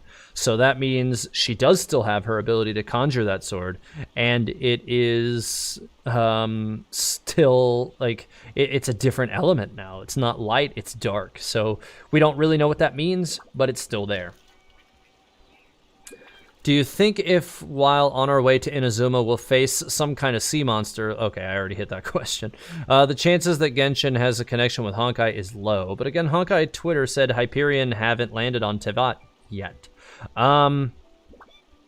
So the developers also said that Tevat is another, like, the two games are two different leaves on the same tree. You can take that to mean what you will, but to me that sounds like they intend for them to take place like within the same universe. So like you could think of it, you know, like, you know, they're just different worlds, you know, and at some point they may cross or some point they may not. But I tend to think since MiHoYo just did a cross event with Evangelion, they're not beyond doing crossover events. So I think probably the most obvious crossover they could do is with their own titles. Of course, there's not necessarily any like outside audience to be gained really from doing that, because a lot of people who enjoyed Honkai Impact did come over to Genshin Impact. I'm not going to say it was all of them, but a lot of people did. I did try Honkai Impact long before I played Genshin as well. And it's one of the reasons why I became aware of this in the first place, probably because I was looking up a lot of information on that game at one point in time, which made Genshin Impact information relevant to my YouTube account, so it was recommended content for me. Oh god, this guy. Could you not and just die? Thank you. Burning up over here. But yeah, so I think that it's likely that we'll see a crossover at some point in time. I don't think it'll be soon, but I do think it will happen. Let's see. Yeah, Ren, I actually did already answer that question. You should try not to spam it quite so frequently. Like, I understand you want, you know, want me to answer the question, but try maybe to half the frequency a little bit, because that's I can see it 3 times on the screen right now, and I actually already did answer that one, so watch for it, man. Maybe when Lumine has her sword, maybe it's a new element that she acquired only specific for her, and maybe Aether can get a element like hers, but different, like the light sword. Yeah, I mean, we still don't really know much. Like I've said before, we don't know much about their own world, or what the powers are, or what the capabilities truly are of Aether and Lumine. The only time we've ever seen them use their power was right at the beginning of the game. So I'm really hoping that at some point we will see more of that. I think because Aether doesn't have access to that right now, it'll be a little while for obvious reasons. But if we actually do have some kind of conflict with Lumine, that would be our best chance for seeing it sooner rather than later. Oh man, I was not paying attention to Ganyu's health at all, and she just died right when her elemental burst was about to charge, which is horrible. Let's just go ahead and do a little healing here, shall we? Okay, well, I'm just over-healing Chi-Chi right now because I'm using the wrong ability. There we go. I might as well take a little bit for Hu Tao as well while I'm at it. You know what? This Dendro guy's gotta go. Oh my god. That was not okay. Alright, now I need to get this guy before he gets... Oh my god, it targeted the wrong enemy. Well, that's not okay. It would have to target the wrong enemy. Oh my god, what was that? This interaction has gone poorly. This has not gone well. This has not gone well. Fighting Pyro Abyss Mages without Mona is really annoying. That's another character I've been considering leveling for usage with Hu Tao is Child for this specific reason. Because I really dislike Pyro Abyss Mages without a Hydro character in your party. I mean, I guess Barbara could still break that shield for me so that I can just, weaken them and take them out afterwards. I've got to figure out exactly how I want to go about solidifying the final portions of this team. Oh my god, these frickin' Minotaurs. Enough. Oh my god, I'm stuck on this cliff edge. Yeah, okay. I might have wasted that. I totally did. Well, whatever. Oh, that was a little bit frustrating. That Abyss Mage was kind of busting me up there and leaving me high and dry a little bit. But we're okay. I got through it. Not a big deal. I need to pull up my my artifact farming route. That's what I need to do. Because I have a lot of artifacts, like I was saying earlier, that I still need to farm up for increasing my Chi-Chi's artifacts, because her artifacts are all basically at the bottom right now still. So let me go ahead and get started with that. Back to the chat here for a moment. In one of the loading screens, it tells us that Teyvat has certain laws. Do you think Lumine may have broken Teyvat's laws by bringing in her own element? I think that the idea of Aether and Lumine, I think they both broke the laws in Teyvat immediately, right? The moment they got there, the Sustainer of Heavenly Principles was immediately like, nope, you can't be here, and immediately sealed them away and took away their powers. So, or at least she took away Aether's powers. So I do think that, yes, I think Lumine would also obviously be guilty of the same thing. Day 32 of asking if he saw Genshin Impact Iceberg. I don't know what that means. Genshin Impact Iceberg. I'm confused. I'm confused about that. I don't know what that means, but okay. Dude, Barbara is OP versus Pyro anything. Yeah, I mean, she's definitely handy for getting rid of Pyro shields and stuff, and she's a character that I've been meaning to level up for a long time, and I've just not put much focus into her. But I do need to do it, especially, again, regarding what I said earlier, she would be a great healer for Hu Tao, because, especially, with her C6, she'll resurrect you if you die, and fittingly so, Hu Tao is a character who is always, always dealing with death, like this character is designed to be sitting at low health, You want to obviously build her to have as much HP as she can because that scales better. But the good news is about building her that way is, you know, right now I have 32k HP on her.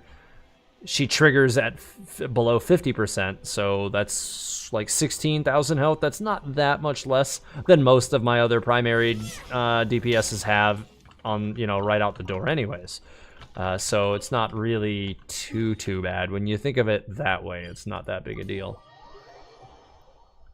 Oceanid versus Barbara win? Never, for sure. Wait, TH, they were leaving because Tevat was at war. Yeah, that's true. They were, so when they arrived, they saw that the world was already at war. And then the Sustainer of Heavenly Principles showed up and was like, nah, you're not going anywhere. And you know, did what she did. So there is that to consider as well. But I think the Sustainer of Heavenly Principles was already well into whatever destruction of Tevat that she was currently, you know, enacting at that time, which was, you know, the removal of the ancient civilization. So we still don't really have great data on the reasons for why that was done. All we can really do is look at the pieces that we have right now and try to reconstruct that story, which is what I've spent a lot of time doing. We have possible likely motivations, but we don't have concrete ones at this time. One of these days, though, for sure. I wonder if the laws are more metaphysical things like Newton's laws or physical things like murder. I would have to say they're probably metaphysical things. Like, honestly, I don't think the celestial gods are really concerned if the people of Tevat are killing each other or not. I really don't. I really don't think they care about the humans below them. If they cared about the humans below them, I don't think all these Archon wars and all this stuff would have even been happening. And I don't think they would give them visions to help them kill each other better. I think that there's a lot of things that wouldn't happen exactly the way that they happen right now if they weren't a part of the world as it is currently.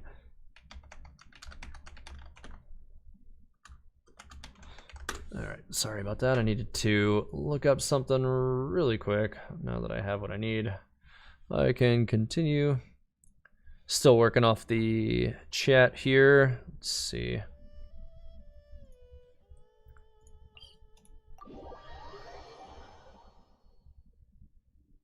Hi, now I'm new to your channel, I'm not new to your channel, but new to your live streams. So what do I call you? Everybody calls me TH, actually. So if you want to refer to me as anything, just call me TH. That's fine. That's what has come to be the norm since everything got started. Maybe they didn't agree on what to do with it. I think I might have missed something there. Which would be better, Rosaria or Ayaka? I mean, one's a 4-star, one's a 5-star. I feel like Ayaka will probably scale a lot better. They do generally have better damage scaling. In fact, I kind of discovered early on when I was first developing the Historia scale that 4-star and 5-star characters have very different scaling. Especially with regard to HP and defense, but there is some precedent for lower overall attack scaling across the roster of 4-star characters as you compare it to the 5-star characters that currently exist. So yeah, that is definitely worth pointing out, and so if you had to choose between the two, I'd probably say Ayaka, but it'll probably depend on what kind of gear you have available too. We don't know a whole lot about how Rosaria is gonna work yet either.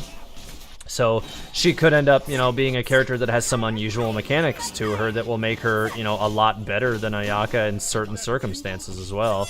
I do think that there is some precedent for that to be the case, because they've certainly made it to where every character in this game is usable for one reason or one application or another. I mean, certainly of all the 4-star characters in the game right now, I would say probably Xinyan is the most... Well, Xinyan and Fischl are probably the two most worthwhile of the 4-star characters. So there's bound to be other 4-star characters who will be of equal value at some point along the lifespan of this game. Will Rosaria be one of those? I don't know yet. I hope so. And I do intend to build her day one. So we'll see. That was a lot of extra damage. Well, those two guys got wrecked really fast. Just, again, with the juggling. Why didn't the Sustainer kill the twins? Why did she let them live? So look at what happened with Lumine. So like the sibling that we're not playing as, you know, for me it's Lumine. For canon purposes, it's Lumine.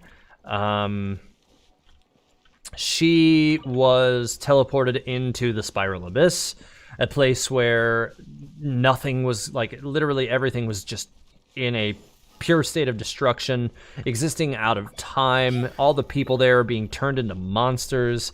Like, everything there is just going to hell. I think that, like, she teleported Lumine there as a fate worse than death. Like, I think she might have been expecting to take her powers and leave her there helpless to become a monster and die or something, or become a monster or die or be killed by the monsters. I think she very much intended for them to die.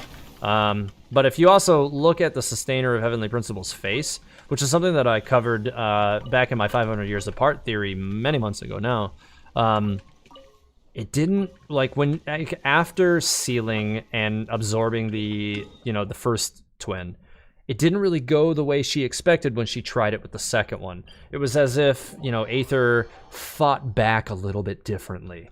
And so as a result of that, he wasn't banished in the same way she was. She ended up, you know, staying in the current, you know, time, but, you know, in the Spiral Abyss, and in a place that's not very... Oh wow, that was pretty much garbage.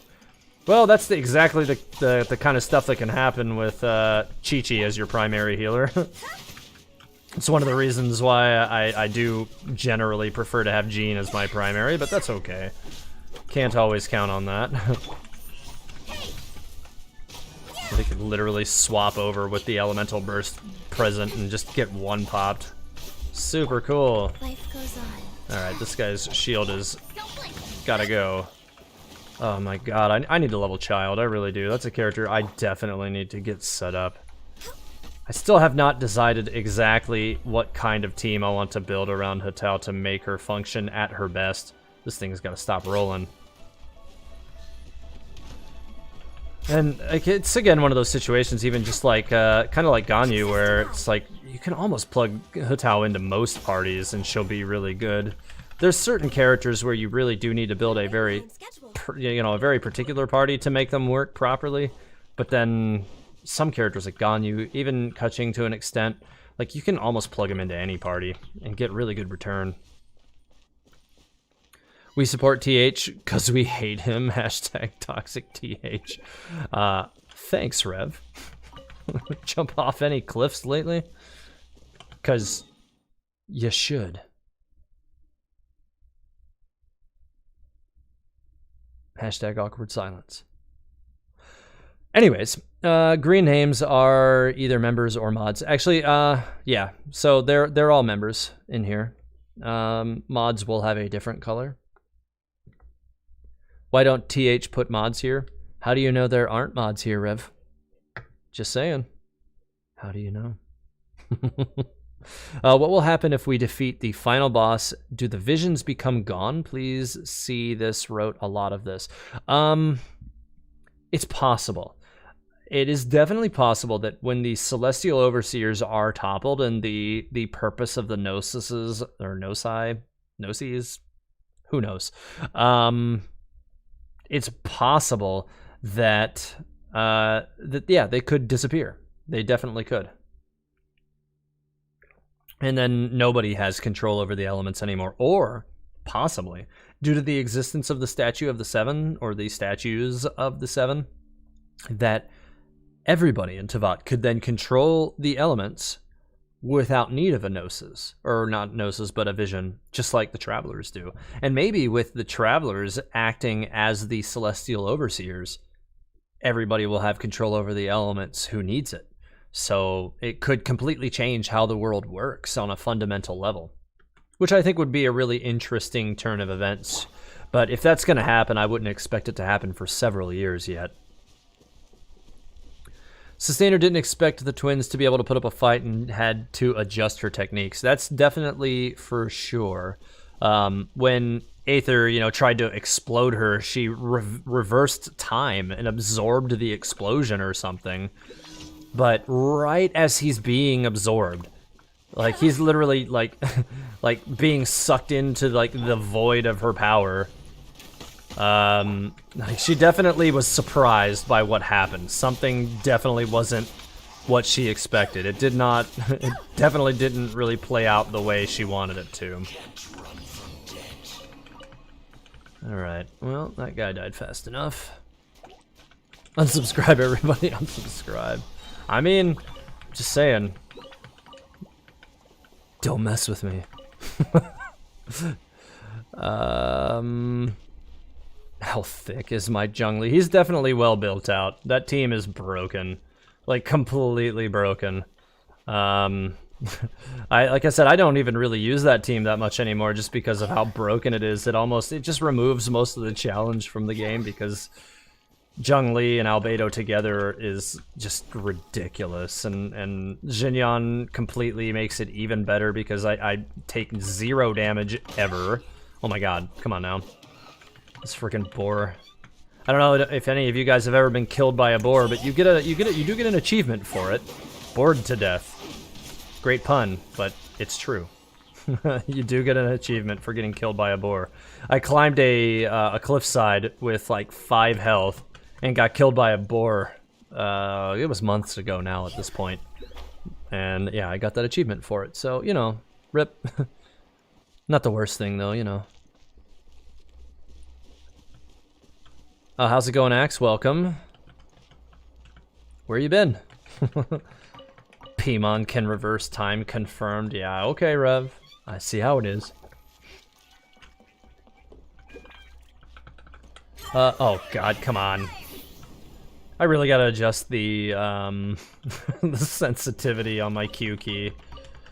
It's, this, gamepad that I use, the Razer Tartarus, it's very, very sensitive because it's the Pro version and it has optical keys, and if you just barely lean on the key just a little bit, it'll fire it off, which is really convenient for having, you know, quick responses to things, but sometimes you'll trigger it accidentally, which is kind of annoying.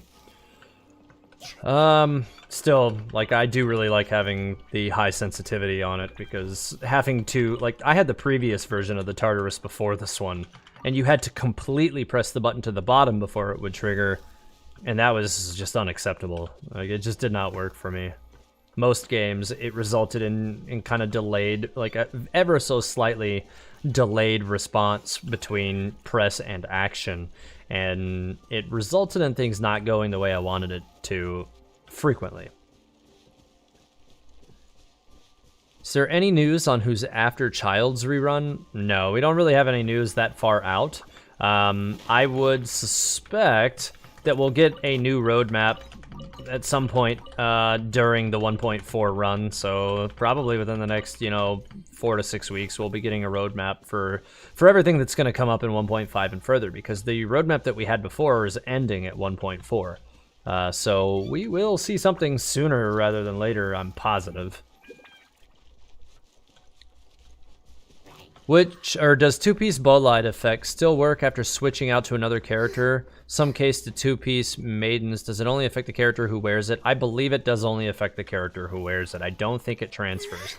However, I do believe it transfers if you swap from one character who has bowlight to another character who has bowlight. You just still have to have that bonus available to you in order to maintain that benefit.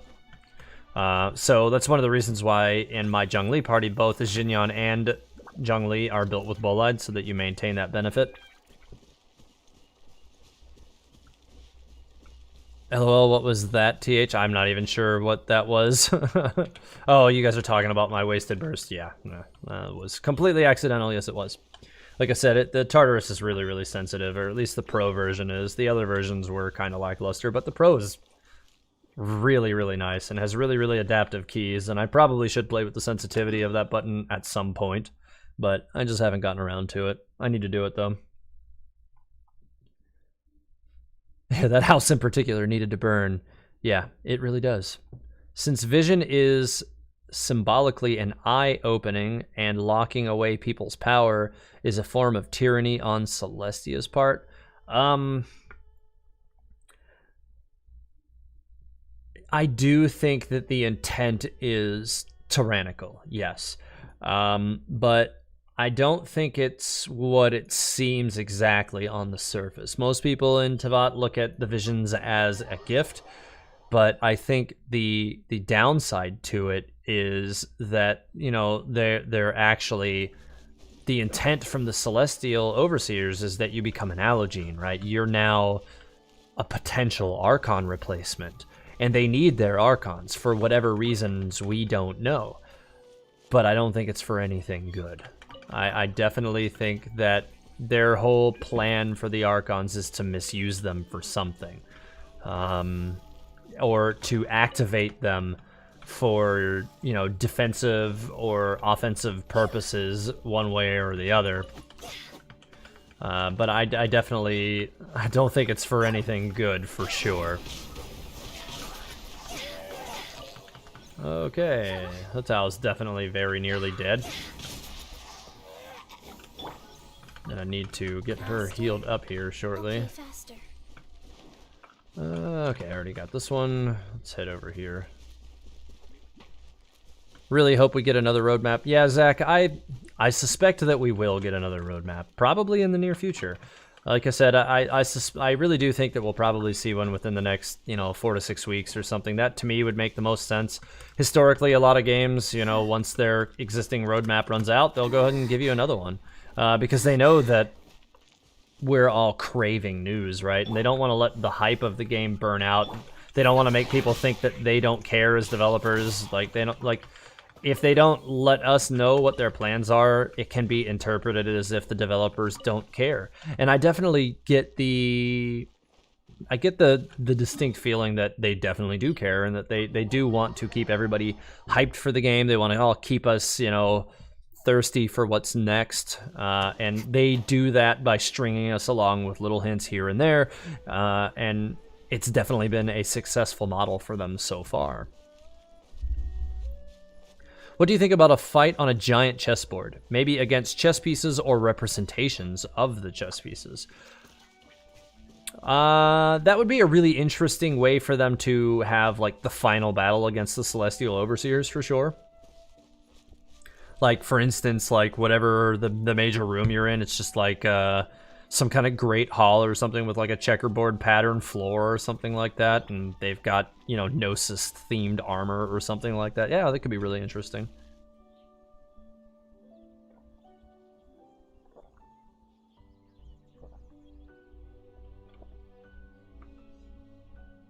Okay, then I gotta go. For now, my resins are full, probably by... Full, huh? Sabrata Roy, well, enjoy burning off that resin. Should never let it fill up, though. Like, for me, like, if my resin's nearly full, I always try to, like, do whatever I can to make sure that it will continue to count up. I think I've only, like, since this game has released, I think I only ever reached full resin, I think, twice. And I felt bad about it both times immediately, like, wow, I messed up. That shouldn't have happened. Literally just popped him in the side and then dived out of the way and he fell down. That was pretty hilarious. I like it. You know what? I'm just gonna do this. There we go. Alright. Well, better heals for Hu Tao. That'll work out. Cool. Alright. Now I need to keep getting the artifacts that are over here.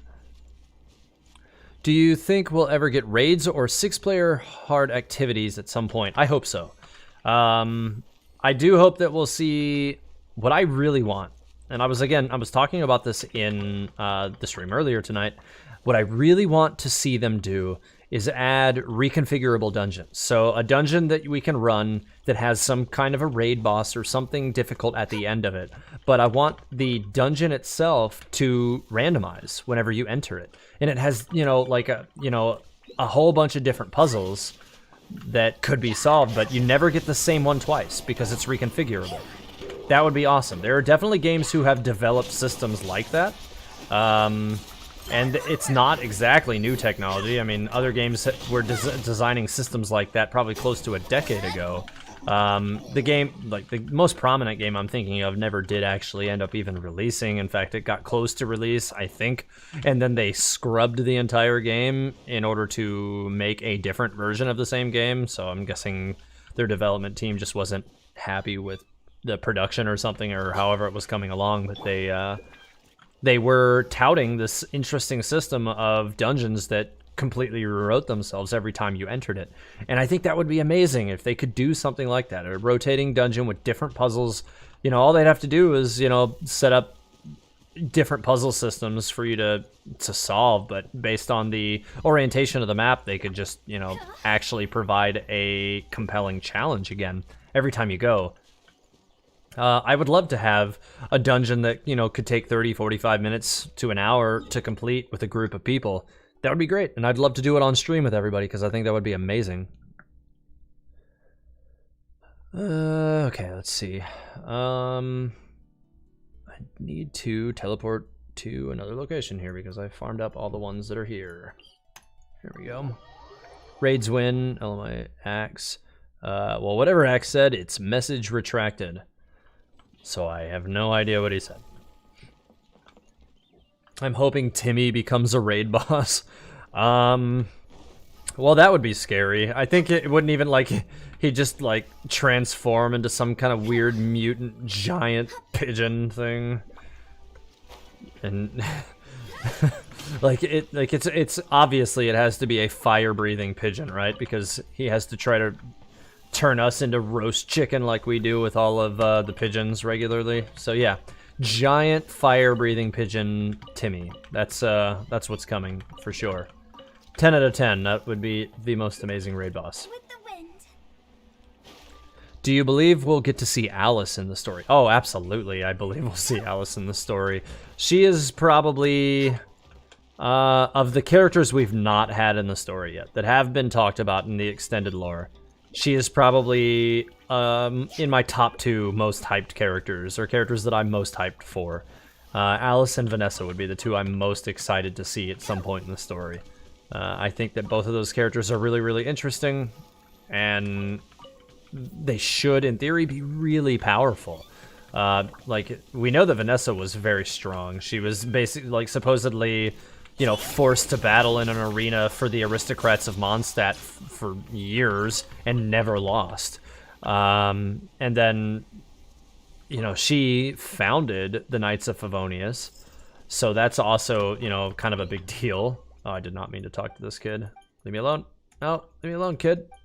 Anyways, yeah, so she founded the Knights of Favonius. And so yeah, she has like her whole role in all of Tavad is very important, and I definitely want to see more development for that character. And I think if they don't continue to develop that character, it might be kind of a waste. So I'm crossing my fingers for that one. But Alice is an absolute. Like, there's no way we don't see that character. We do know that, or at least at the time she, you know, her parents, Glee's parents, left her in Mondstadt intentionally with Albedo under the care of the Knights of Favonius to go off on some kind of adventure, or quote-unquote dangerous adventure, I believe it's worded as. So we don't, like, I think we can probably assume they're still alive, but they're doing something dangerous. Maybe they went the same place that Varka went. So whenever Varka shows up in the story, maybe that's when Alice and Klee's father will come back into play. That's another character that has not been mentioned at all. Who is Klee's father? We don't know. Like, that's, like, quote-unquote Klee's parents are mentioned in her own profile story. But, so that would imply, you know, the plural of the word would imply to me that she has both. We don't know really much more than that, though. Her father hasn't been, like, they supposedly are, you know, renowned adventurers, but we don't know what her father's name is. It would be interesting if it turned out to be Varka or something, like the secret child of Alice and Varka or something. Who knows? That could be the case. Who knows? How do you think Alice knows Rheindotter, Albedo's teacher? So there's a lot going on there. There's some theories that have bounced around thinking that, like, Alice might, like, either Rheindotter or Alice are gold. And and that either event that could be interesting. Alice is more than likely an elf, just like Klee, and elves are generally known to be immortal.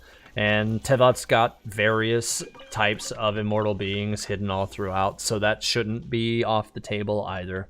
So yeah, I mean, who's to say right now? We don't really know how that could work.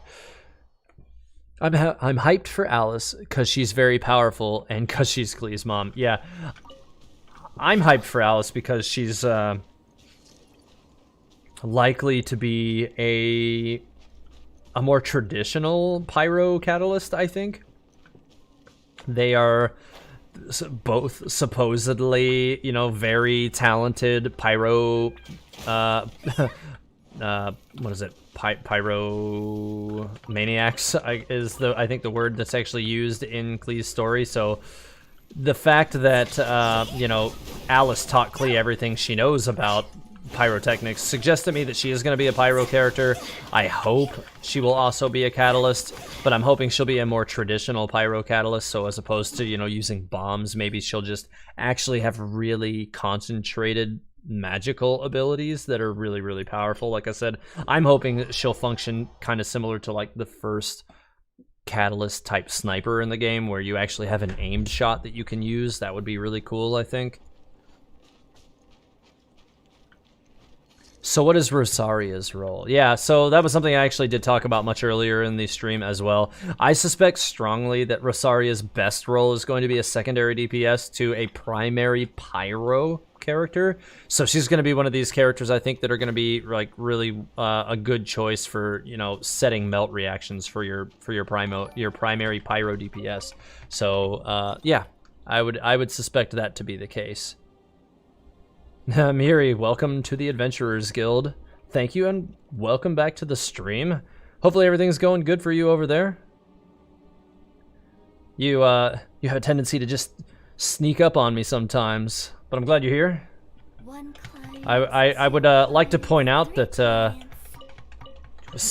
God, probably I think a month ago or something, Miri, whenever you were in the stream, you started the Eat the Paimon thing, and now it has become a weekly trend. It's all your fault. How dare you? But thanks, Miri. I appreciate you. We miss you guys. What type of element vision does Dainsleif? I don't think Dainsleif has a vision. I don't. We haven't been able to spot one anywhere on his body. I'm pretty sure, is an Outlander. I think he's Iman Lauker from Dragonspine, and I think just like the Travelers, he's not one of the, you know, one of the beings of Tevat who can be given a vision. So yeah, I don't necessarily think that his abilities will be defined by the standard elements, or at least not by the vision blessed elements, if that makes sense. Mary, you're delighted. Yeah, something like that. Paimon Supremacy. Okay, Supremacy. That's not even a word. Oh God, I can't believe I just. Oof. Her kit at a glance seems similar to Chongyun, so that makes sense. Yeah, I mean, I think that Rosaria will work something more akin to like a much faster-paced version of Chongyun for sure. There's definitely going to be some subtle difference there.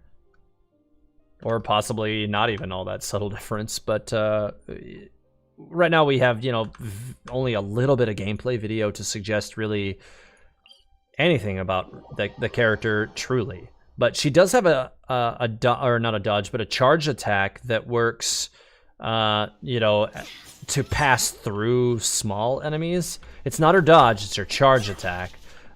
So, you know, whereas Hu Tao can actually just teleport through things with her dodge, she'll be able to do it with her charge attack. I mean, pretty much all of the polearm characters have something akin to that, but I don't know really how that will work going into combat with the character. But like I said, when the character does come out, I very much intend to build it out and explore it to its fullest, in combination with Hu Tao and possibly Chi-Chi or Barbara as the healer. And then the last slot of the party is one I'm still not really sure about yet. I haven't decided if I want to pull for Pyro Resonance just to continue to max out the damage, at which point I would probably throw Xinyan into the party, because that extra shield really does help to make sure that Hu Tao doesn't die unnecessarily. But also having characters like Ganyu help me to make sure that I have that that extra added like continual melt reaction. But I'm kind of hoping we're going to be able to get that from Rosaria. I really hope so anyways, but only time will tell. Design a Mona version. What? Don't make me bust out the apply yourself stickers. Yeah, that's a good idea. Good old apply yourself stickers. Actually, a question, TH. Which character would be the best for a Genshin-themed apply yourself sticker? Huh. Probably Jean. If I had to pick one character that would tell other characters to apply themselves, it would have to be Jean. She's definitely the kind of character that's seen as authoritative in her role as the acting Grandmaster of the Knights of Favonius, and she's also constantly corralling a child who is prone to destroying everything. I feel like it would have to be Jean. I feel like there couldn't be any other character other than Jean. I'm gonna go for now, Taveout. See you on your next stream. Have a good night. Always sunny. Thanks for coming back again tonight. Zhongli Gaming, welcome. Grape Supremacy. I don't know, but I like it. Noelle is surprisingly good support for Noelle. Her emergency shield is really good. Noelle is just a good character in general. One of these days, I'm gonna get her in a party and use her more regularly. I really am. Like, she's already, I think I've had her at level 70 for ages, and I barely ever use her. She was definitely one of like the pillar characters for me to get through the first 8 floors of the Spiral Abyss. And then after I did that, I really didn't need her anymore. So sad face. But, you know, maybe one of these days I will end up needing her again. We'll see. Oh, fantastic. I might have to use this Gene sticker knowledge for evil. Miri, do you have Discord? If you have Discord, send me a direct message on Discord. I can give you good renders for those purposes. Pimon Supremacy. Rude, Rev. Rude. Gene's defining trait is responsible. Yeah, absolutely. That's a character whose, like, responsibility is, like, her biggest burden. Like, her need to just be responsible and make sure that others around her are doing what they should be doing, is definitely her whole shtick. It's just keeping everything else in line. Like, I feel like Mondstadt, like, she feels like Mondstadt's, like, crashing down around her, and she's just always having to keep it together.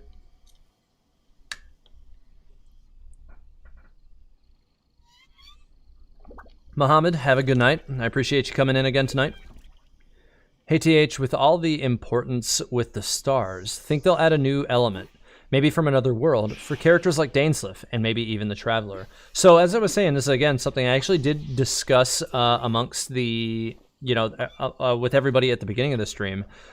Because Lamine's sword was purple in this new trailer we got today, it looks like she is able to imbue it with some kind of dark energy. And now I'm wondering, because at the beginning of the game, their weapons were kind of more like the color of light energy, and I'm wondering if the Travelers have an innate ability to control the light and the dark. I don't know if these are, if like the light is from the world they came from, and the dark might be from the Abyss, and she was able to absorb that while she was in the Abyss. Possibly. I don't know for sure. But it's definitely possible, I think. YouTube, I love Noelle. She's been part of my main party day one, even after getting most every other character. Nice. That's dedication. That dash on Hu Tao is interesting. Yeah, for sure. Hu Tao's dash is it's amazing, for sure. Especially if you get her at Constellation 1. Constellation 1 allows you to just spam the dash without consuming stamina, which is busted, and I love it. It's amazing.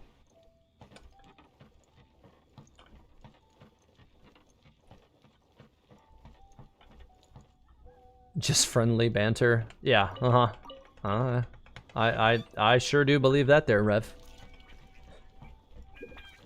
Historia, I had an idea that we could meet Varka or Alice in another kingdom, and he might be involved with the Archon quest, and maybe after an Archon quest he moves to another kingdom or back to Mond. It's possible, sure. I'm not gonna say it's not possible. We don't really know enough about Varka to say one way or the other, but I get the distinct feeling that Varka is too much of a wanderer to really settle down in any one space. It seems like he's, you know, like, it kind of seems like he's always moving around. So I feel like even when he does show back up in Mondstadt, it'll be short-lived, and I feel like he's destined to pass along his role as the headmaster of the Knights of Favonius permanently to Jean at some point in the future. I really do.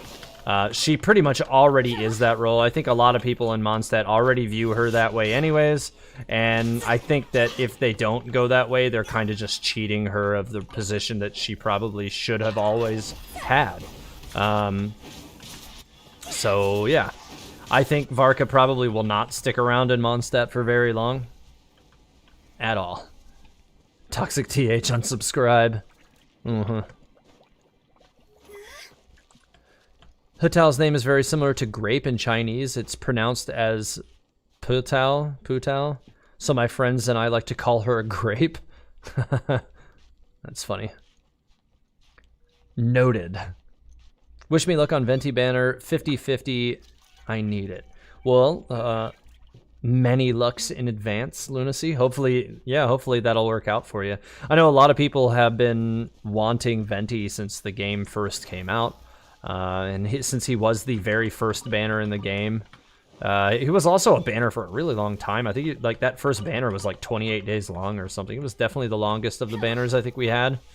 Who knows, what'll happen really, but I'm sure it won't be the last time he shows up either. You know, like, even though this is now his first rerun, I'm sure we will see him again at some point in the future too. If you do miss him again, it'll be back.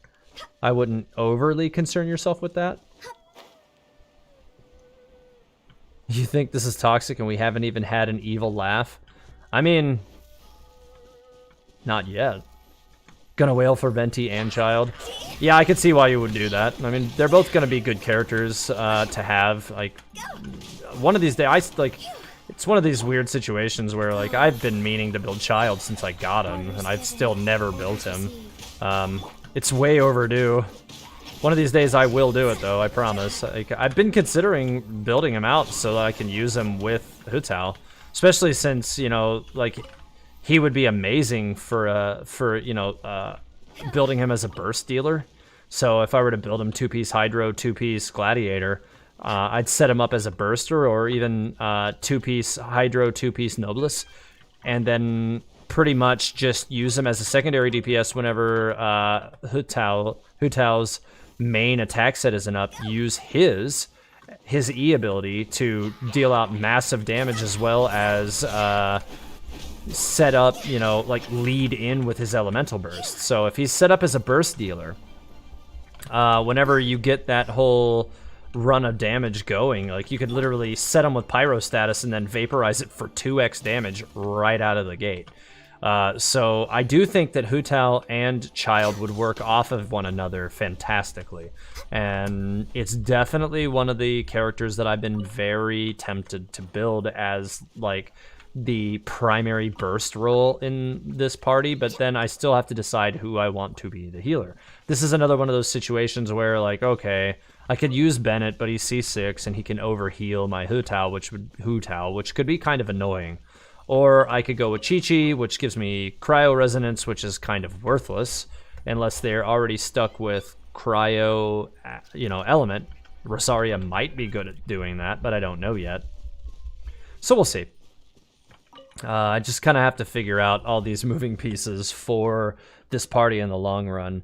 And they have to stop releasing new characters so that I actually have the materials on hand to actually level up Child appropriately. He's been level 50 for ages now. And I don't think I've leveled up really any of his talents. One of the other great things about having Child even just present in your party is that he gives +1 talent level to the main, like, to the first tier talent for every character in his party, which is amazing. That's a great talent, or a great passive skill. So that's another reason why Child would be a great pick for any team. It makes your primary DPS that much better. TH, I wasn't here for Venti and was free to play when Child, and since Zhongli came out, I spent money. So Whale, yeah. Oh, what? This guy's still alive? Okay, well, he's dead now. Just had to throw that last little damage injection on him. I skipped on Child once, and I'll do it again. Any particular reason you don't want Child, YouTube? Out of curiosity. He is a good character, but I you know, I'm not gonna sit here and tell you that, like, oh, he's a must-get character. I don't think, like, I feel like there are some characters that are definitely, like, should not pass. Like, Albedo was definitely a should not pass, and if any of you passed on Albedo and he gets a rerun, I would definitely recommend to all of you to try to get him, because he's probably the best support character in the game. I also think that Ganyu is a do not pass. I really do.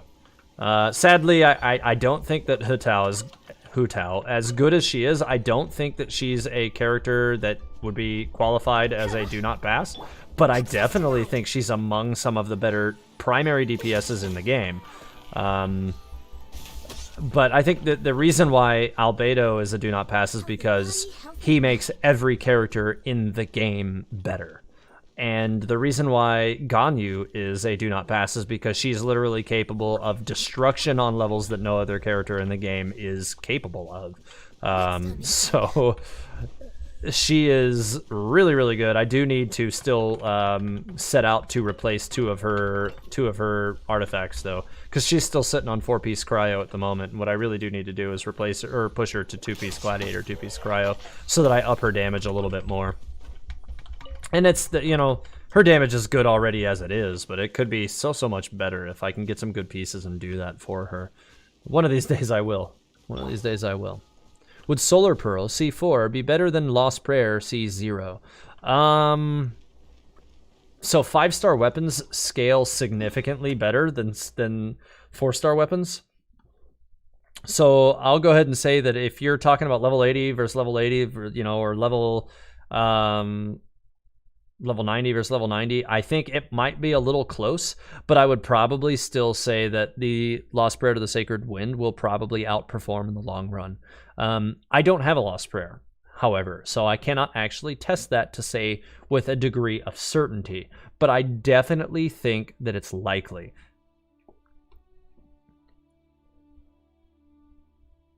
I might have to break my free-to-play with Venti rerun. Yeah, I can see why you would do that. I mean, again, Venti is another one of these very potent support characters in the game. I think it would definitely be a character worth getting if you don't have him now. So I am going to be wrapping up the stream, everybody, in about 10 minutes. So make sure, if you had questions that you wanted to get out and you haven't done it yet, please do that.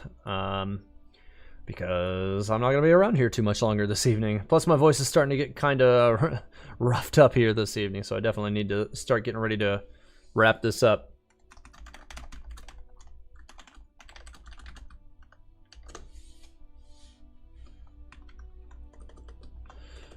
Just 1 second, guys. All right. Anyways. Let's see, where was I? I have to get a couple more artifacts. I'm almost done with my my artifact farming. I cannot talk anymore tonight. My voice is completely going to garbage. I don't know what is happening right now. I don't even know what word just tried to come out of my mouth, but it was not artifact. That was all kinds of messed up. Yikes. I just want Rosaria in the banner. He's just meh and doesn't fit to my team. Fair. I mean, I think Child fits in some teams, but not others. YouTube, GJ, I'm just not a fan of his general playstyle. You actively don't want to use Child's main attack style. Yeah, you definitely don't. But that's one of the things. You don't want Child to... He's not a good primary DPS. He's a fantastic secondary DPS sub DD. That's what he's good at. When his E is usable, he is a lawnmower. He just absolutely blows stuff up.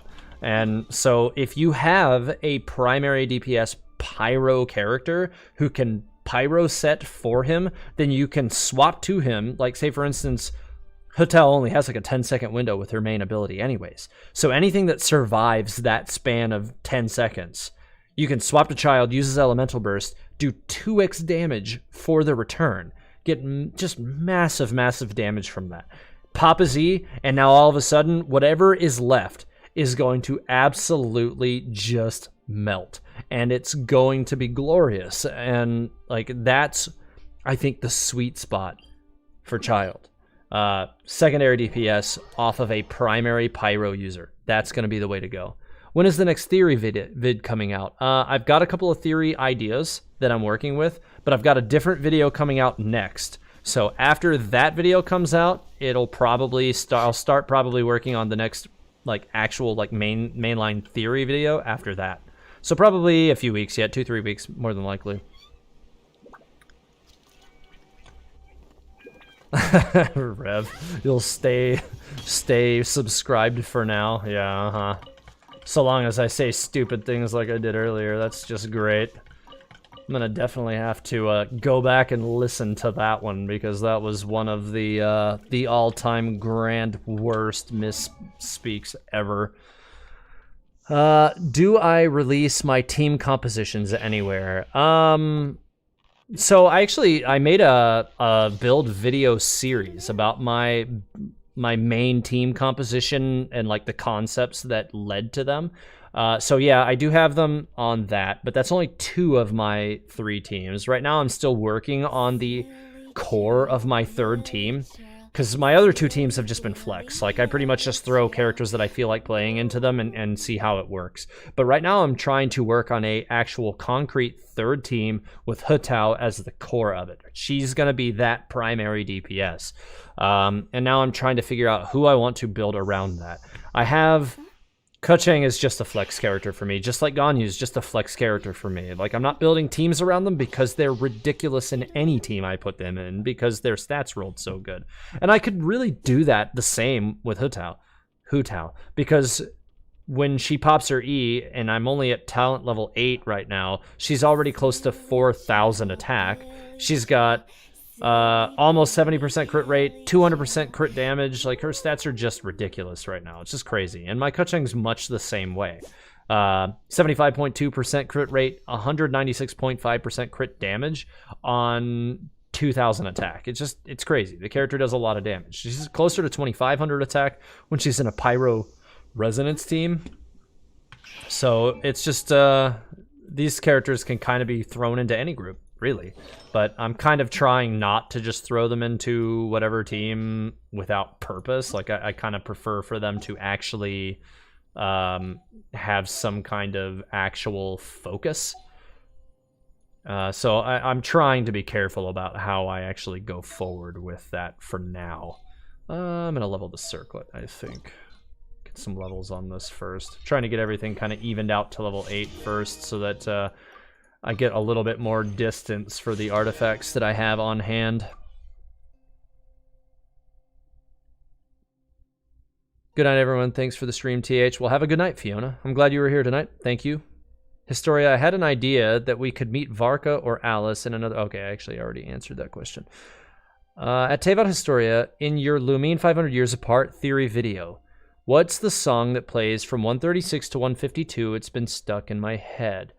I don't remember. I made that video like many months ago, but let me see if I can go to that timestamp. Hang on, and I will tell you. Hang on just a second. 136. Within the opening scene. Okay. That is a very short track from the CBT2 soundtrack. So if you were to Google, I think it's Genshin Impact CBT2 soundtrack, there should be a part 1 and part 2. I think both parts are about 2 hours long. However, that song track, that specific track, I think is only like 15 or 20 seconds. So I used it as a transition in that particular video because I felt like it fit the theme. So it was one song and then it transitioned through that 15-second clip into another song that then smoothly flowed into it. Yeah, so if you were to Google Genshin Impact CBT2 soundtrack or OST, maybe it might have been OST, part 1 or part 2 should have it in there, but like I said, it's very short. It's only like 15 or 20 seconds if I recall correctly.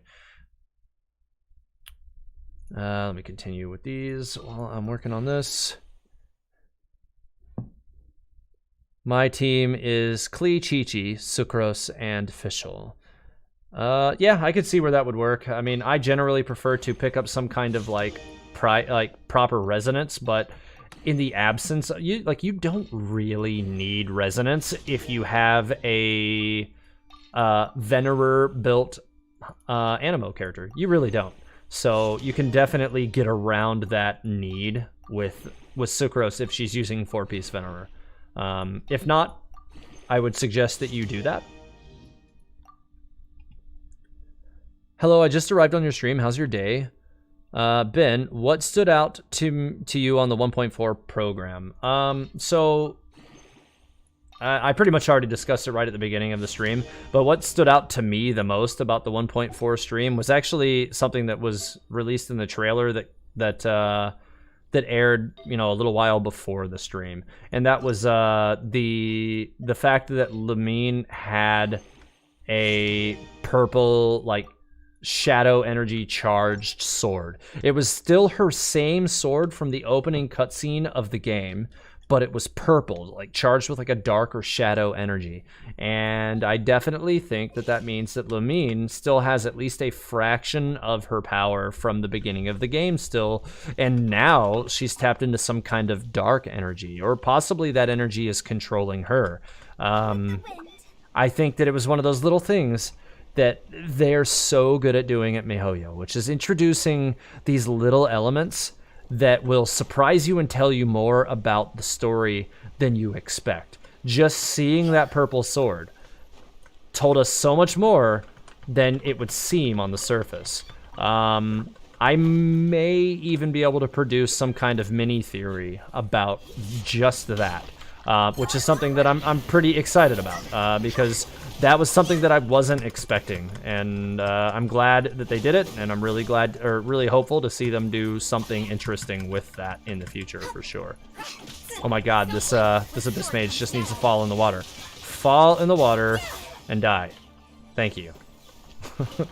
Oh my god, the friggin' ice keeps melting out from underneath me. Stop it.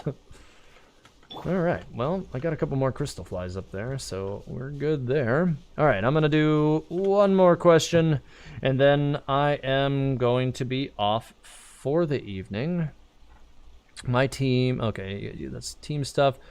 What is your Hu Tao artifact build? What is your suggestions? Mind you, I don't have Staff of Homeless, but I do have Primordial Jade Spear. You can still get good results with Primordial Jade Spear. If you look at the bottom left corner of the screen, I do have a tile that comes up for Hu Tao's build. It's actually on the screen right now. You might want to try and screenshot that. That's pretty much a snapshot of the build that I'm using on her currently. Highly recommend. It does ridiculous stuff. Just does. Whenever she's got her actual main E ability fired up, she's almost at 4k attack. Like I said, she's also got almost 70% crit rate and 200% crit damage. This character is absolutely ridiculous. Her weapon is only level 83 right now. It's not even maxed out. So it's gonna still get better. She should break 4k attack with it the way it is now. And her talents are not even maxed out yet. I still haven't gotten this maxed out yet. I do still need to go farm more of these. I'm going to be using most of my resin tomorrow for these because I need to try to get that to level 10 as soon as possible. That's definitely a big deal to me as well. That wasn't really a question, so I'm going to hit one more. Let's see. Do you simp for any character in particular? I guess that depends on what you mean for simp. I have characters in the game that I really do like, that I think that their personalities are really cool and their play styles are awesome. So if I were going just based on like play style, Mona is always going to be my favorite character. I love Hydro Mages. There's a special place in my heart for Hydro Mages. There always have been. I've been playing Hydro Mages in games since Lineage 2 in the early 2000s, and they just speak to me. They've just always spoken to me, and I will always love that kind of play style. But like on a personal level, like I kind of identify with the Zhongli character. He knows kind of like a lot about everything, but he sometimes misses out on some of the important things of life, or just doesn't understand certain things about like the things that really matter in life. And that's like me. Like I just identify with that. Like sometimes like I'll understand all there is to know about things that are completely meaningless, and I'll somehow miss out on things that everybody else knows about. And it just gets past me. And I'm like, how did this happen? What is even going on? Where am I? Who am I? What's happening? Yeah. So, like, Zhongli, I would say, is the character, like, I most identify with, if that answers the question properly. Anyways, so I am gonna wrap it up here for the evening. If you guys enjoyed the content tonight and you haven't subscribed yet, please do so, and make sure to like the video on the way out. Both of those things really do help me out a lot, especially the subscriptions. I've noticed through my analytics that are really only about 20% of my active like viewer base are actually subscribed, which is really weird. I do think that that's maybe, it's not terrible for sure. But there's definitely aspects of that could be better. So if you are enjoying the content, please subscribe. It helps me beat the YouTube algorithm. It helps me be among the more recommended YouTubers when people are looking for Genshin content. And over the next couple of years, I hope to be able to produce not just more Genshin content, but also possibly some other games and get into the lore of other things, and hope to be able to possibly one day do this full time. It's, you know, something that I've found a lot of passion for, and I definitely like sharing the lore of some of these, you know, fantastic worlds that other people are creating with everybody through my lens. And I'm glad that everybody seems to resonate with the way I present those things, and I'm gonna keep on doing that. But yeah, if you guys like it, please subscribe, please like it, and if you want to support the channel, consider joining the Adventurers Guild or the Sealies.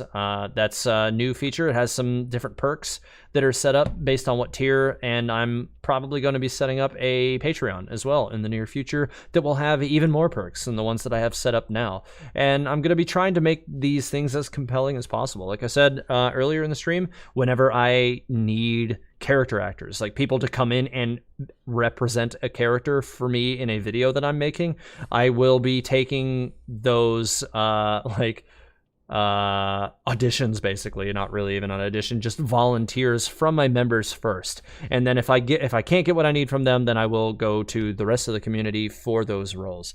But I will be doing that from the members first. So if you want to try and get involved with some of the video productions that I'm working on or future lore content, being a member is the easiest way to try to get involved. But anyways, have a good night, everybody, and I will see you next week. And don't forget, eat the Paimon. Have a good night, guys.